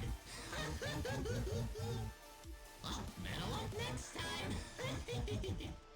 Too slow, too scared, too bad. You really springed into that one, huh? Hate to spring this on ya, but I'm afraid you're dead. Congratulations! You're now a part of the show. Tag, you're gone. And that's all for now, folks. Wow, that sure happened. And you are dead. Now that was fun. Better luck next time. Hate to spring this on you, but you did. Bye-bye. Wow. Well, that sure happened. Boom. Hello. Boom. Hello. Oh, hello. Found ya. Found you. There you are.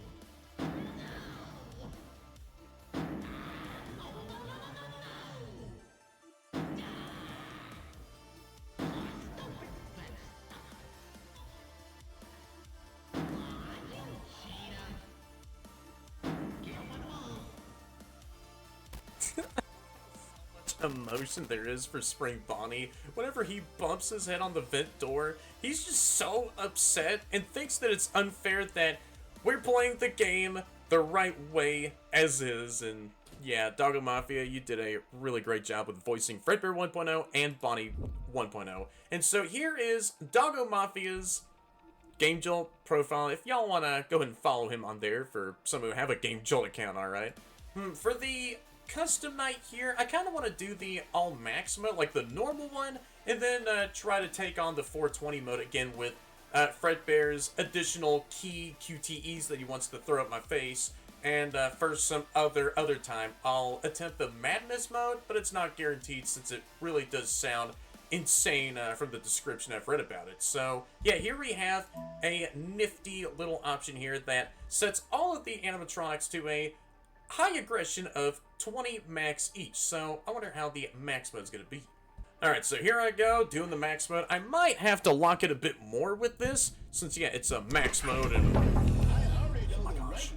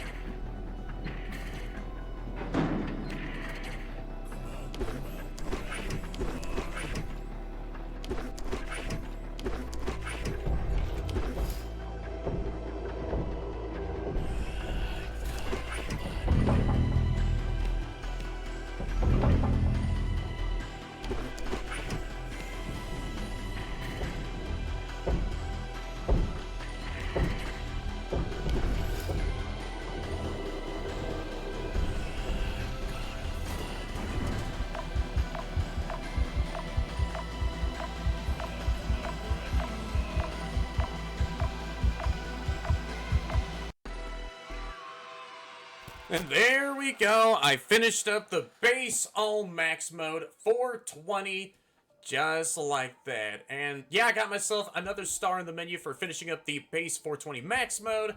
And I'll just leave off for whenever I feel like coming back to FNAF The Flipside and delve more into the custom night, as I kind of want to mess around with that Fredbear plus side mechanic just to make things feel a bit more difficult and get myself used to like the other sets of keys that I need to type out and learn and map out in my mind. I'm probably gonna fluck on that so much, and of course some other time try out the madness mode, because I know that'll take so much freaking time of my own sanity. So yeah, I guess that's it for now. 5 Nights at Freddy's The Flipside, as I finished up all the main game, Night 6, and the base 420 max mode, and collected all of the adorable bobbleheads that I found all over the entire Fredbear's diner in, all the 5 main nights. Oh, I just saw you there, Bonnie. Wait, hold on. Oh! So there you are in the kitchen. So where else do you go next, huh? Let me check and see what your route is, if I can. In the main hallway. So you start off in the main entry diner. Oh! Can I hear him backing up? So are you in the dining room now? Wait, where are you? Am I about to see him poke his... Yes, I am! Look at him reaching on through. Yeah, I'll allow you to jump scare me. Or I could do this to send you back a little bit. Alright. I'll allow you to jump scare me, Spring Bonnie. And... Ooh, what?! He freaking... Oh, that was so cool. So he grabs onto his head with his right hand, and then he reels us in with his left, and then just freaking bites our face off as he pulls us into his maw. Use the audio to lure Spring Bonnie away from the office. Some interactions, such as Fredbear coming into the office and Monty appearing in the window, will temporarily restrict Spring Bonnie's movements to avoid RNG-sided circumstances. The more audio you play, the more angry Spring Bonnie plays? Wait, hold on. The more audio you play, the more angry Spring Bonnie gets. So, yeah, he was becoming way more peeved off for him looping his own pathing back to the entry diner area over and over again whenever I camped him in that same spot for pretty much the rest of the game. Once the anger reaches a certain point, Spring Bonnie will no longer be lured by the audio and will move much faster. That is a freaking crazy mechanic change for Spring Bonnie there. Yo, what's good, Fredbear? Yeah, I'm allowing you to jump scare me. And there he goes, putting me Straight first into his maw. Yep, biting my frontal lobe off, just like that. Use the diagnostic tool to match the correct shapes and fill up the progress bar. If Fredbear attacks Boop its nose to reset it. So if Fredbear attacks Boop its nose to reset it. Later in the section, the shapes will start to change in intervals. That is still such a freaking subtle mechanic change right there. So there goes Fredbear's jump scare in his post-shift task. Or, you know, in that post-shift task involving fixing up Fredbear. What's good, Spring Bonnie? Yeah, I'm not gonna play you any peaceful melodies. Oh, so you rolled your eyes in the back of your skull, and then you freaking crushed me to death with your hands. Reminds me of Toy Chica's fatality attack from the FNAF 2 movie, where, yeah, she does exactly that to a jerk of a teacher. Use the diagnostic tool and press space whenever the calibrator is overlapping the center rectangle to fill up the progress bar. Later in the section, the calibrator will increase in speed. If Bonnie attacks, hold the left mouse button on the speaker box located on the right shelf to calm him down. I'm not going to call him by it, because these animatronics, they are, goobers and, well, separate entities in my eyes. Wait. I was gonna say, when were you gonna attack, Monty? And there he goes. Holy crap. Full force putting my own head inside of his jaw just like that. Use the diagnostic tool to reset Monty's modules. If Monty attacks, put on the mask located on the shelf. What happens if I tase Bub if they're not acting haywire right now? Oh. Well, that just... yeah, chops at their integrity, though. What if I did that? Oh, yeah, you did not like me giving you all those electroshocks over and over again. Fill up the progress bar to complete the post-shift. Make sure to manage the MO program integrity, otherwise Bub will jump scare you. If Bub activates, use the shock device to reset it. Make sure to pay attention to the shock battery to not run out of it. Hey everyone, so, yep, outro take, whichever this is, of Outro 2.0. Yep, just like these, animatronics that were attacking me in the game. So yeah, I am back after getting myself a few hours of proper-ish rest for myself. I feel way better than I had when I was editing this video. I've nearly, fell asleep a couple of times. But, I was, so dead tired, and I was gonna, finish up editing the rest of the video, but I didn't feel satisfied with a 20-minute outros. So, yeah, for intros, yeah, I'm just gonna, still leave them the way they are. I might just change up at how long that they are, since, I have a bad case of yappyitis. I yap along too much. And, for intros, it's more understandable because I can, recount what I've seen or what I've heard of this other FNAF Fangame. Just all that other usual stuff. And, alongside with that, it's also, part game page analysis. I just check out all the game page itself and, yeah, just move on with the rest of the video as usual. For outros, yeah, I should, condense all of my thoughts into maybe 10 minutes or less, just to make things feel a bit more nicely conveyed out from my own brain. So yeah, this is yet another amazing FNAF Fangame that I had ever played through in 2026. Another banger of 2026, I should just put it there simply. So, yeah, I can't freaking believe how many bangers of, had came out, for, the past couple of in 2026 already. And, yeah, FNAF The Flipside is yet another one of those that will come out in the next couple of hours around, on 2 p.m. CST, or Central Standard Time. So, that's very convenient for me, since I can drop this video. And I'm a Texan, and, Texas, the majority of the state uses Central Standard Time. So, yeah, I can, wait for whenever this game does drop on, 2 p.m. CST. And, just, get my video out after the game does come out, too. So, yeah, for my own thoughts about this game, I freaking enjoyed it so much.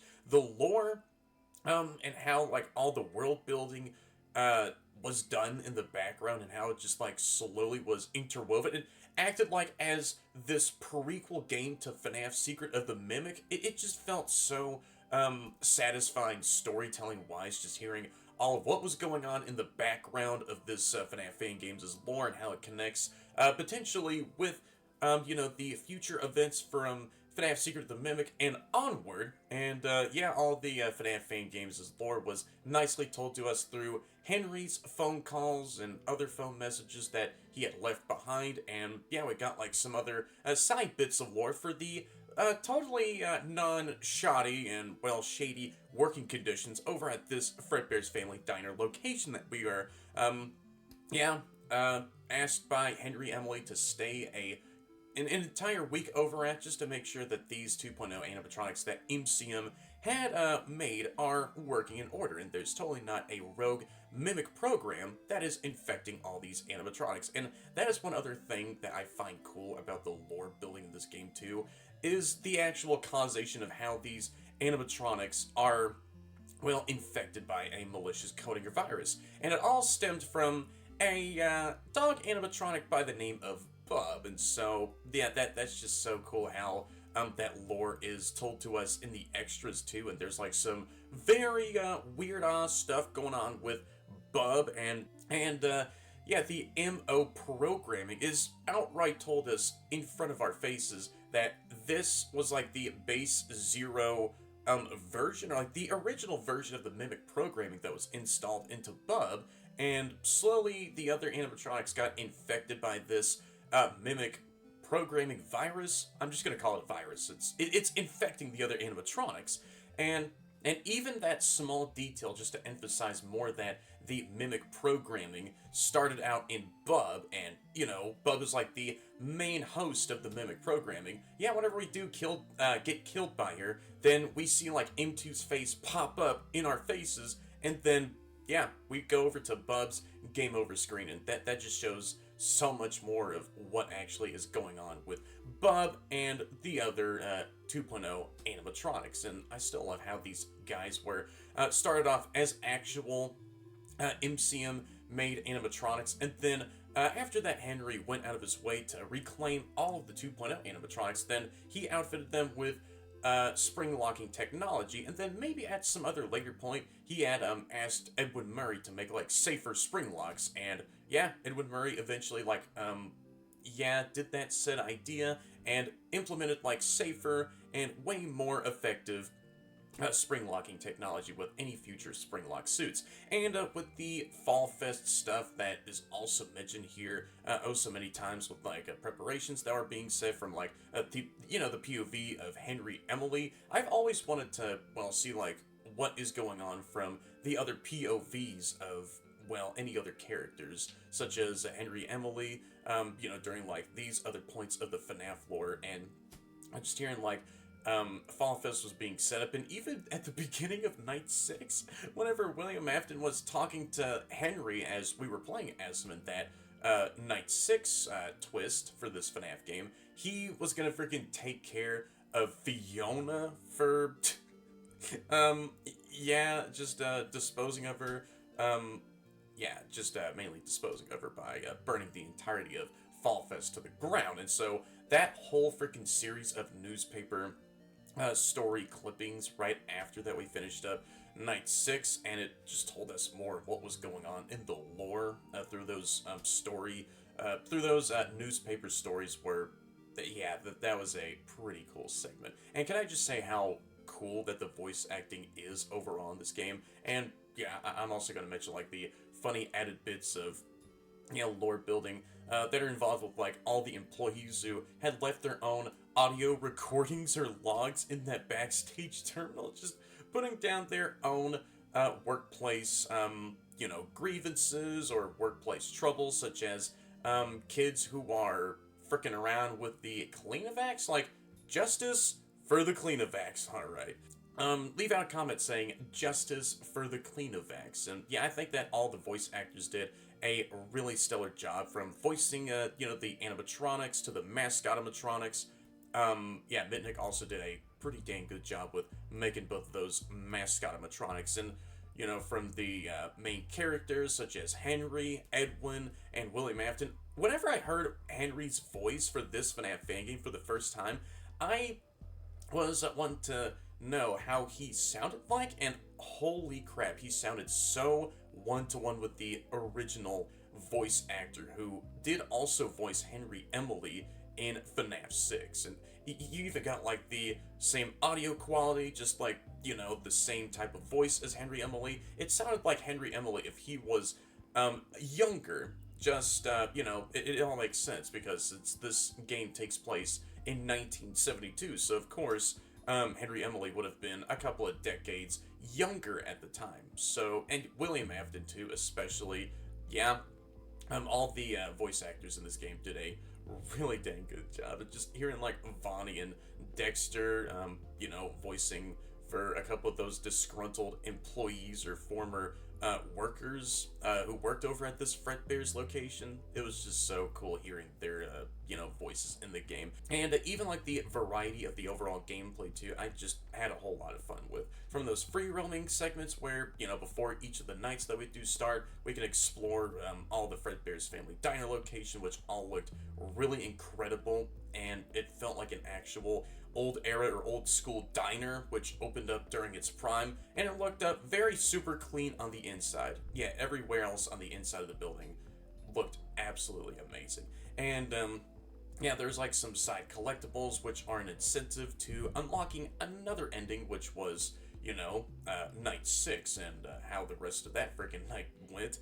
And yeah, just going into the office shift gameplay. Yeah, all the animatronics had very simple mechanics. I think my personal favorite mechanic that, out of all those animatronics, might have to be Fredbear. Like, whenever he goes into the office and attacks us, and we have to do like this whole quick, you know, QTE attack. And yeah, we just have to do this whole QTE counterattack where we have to input like these keys that show up on the screen in like only just a couple of seconds. Yeah, dealing with Fredbear in those moments, along with keeping out Monty by closing those two curtains and his already shoddy, you know, visuals.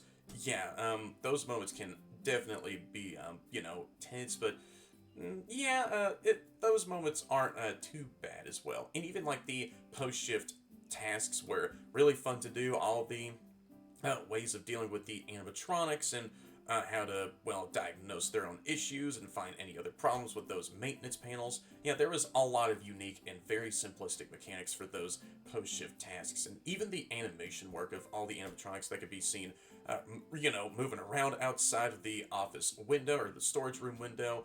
Holy crap, man. That's like one of my overall top personal favorite moments in all this FNAF Fangame. Just the overall animation work was so beautiful, I could say now. Yeah, it was all pretty damn good quality, and I just loved seeing the animation so much.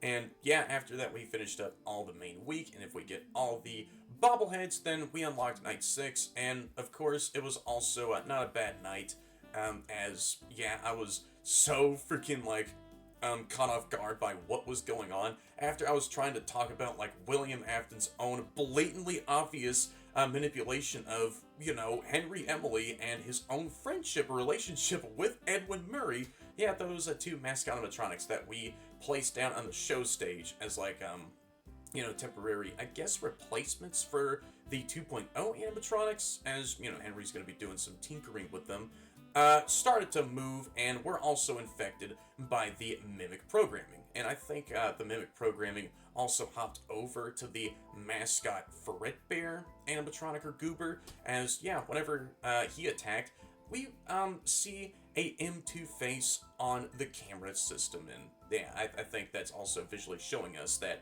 M2, or not M2, because that's a later version of the mimic programming that is conceived a few years later. But yeah, the hostile mimic programming had taken over the mascot Fredbear animatronic, and then, you know, slowly infected the other mascot Spring Bonnie suit. So yeah, I had a real blast with playing through all this FNAF Fangame, and yeah, definitely, y'all try this game out for y'all selves, because this was a whole lot of fun, and it's like one of the best quality FNAF Fangames that I had ever played through for quite some time. The music was peak. The voice actors did a really great job with their voice roles, and anyone else who like provided animation work and other modeling stuff, and well, provided like so much other work for this FNAF Fangame, and even Toster and Weirdo Speed, y'all did such an amazingly damn great job with this FNAF Fangame. Again, like I said, right at the very end of me finishing up Night 6, this game gets a CheeZ badge of approval out from my own heart. So yeah, it was a real pleasure getting to, well, get early access to this game before it comes out. So yeah, I just still have to say, yet again, Toster, thank you so much, bro. Like, for realsies, man, for asking if I was up for, well, playing this game early before it does come out in, like, a few days' time. And yeah, it was so much fun to finally try out for myself, and I had a whole lot of fun playing this. So yeah, for the next time that I do come back to FNAF The Flipside, obviously, already it being out, I will go back into the custom night and, yeah, do some more stuff from there, such as trying out the 420 mode again, but with the Fredbear mode enabled, and afterwards, whenever I do feel more of that courageous, you know, boost in my system, I'll try out that Madness Chaotic mode for last. And yeah, that's gonna cause a lot of more sanity drop in my own system, but that's gonna, well, be for some other time for me to worry about. So if anyone has enjoyed this entire video as I've played through Five Nights at Freddy's The Flipside and finished up the entire main game, there might be like a couple of things I might have missed for myself. Hey, that's all fine. I can come back into this game and find out what those other very secrets are, or there could be another end. I went back at the game and, yeah, went back into the night selection, and there was like a green text line that said, yeah, all possible ending routes have been found, so I don't really have to worry about if there's any other endings for me to find. So yeah, where was I? Oh yeah, so if anyone has enjoyed this entire video as I've played through all the main game of Five Nights at Freddy's The Flipside, then y'all do down there since all of you are amazing. Like, comment, and definitely subscribe if y'all haven't already, and hit that bell to be notified of all my future content and streams, because there's sometimes stream on my channel, or for whatever the next time that I do return back to Five Nights at Freddy's The Flipside. And to those who are watching this video on y'all's mobile devices, then hype this video up with y'all's free hype points so that this video can be pushed out there more in the YouTube algorithm for more people out there to see. So I'll see y'all right until next time, or for whenever I do return back to FNAF The Flipside. Thank y'all guys so much for watching and supporting the channel as always. And yeah, see y'all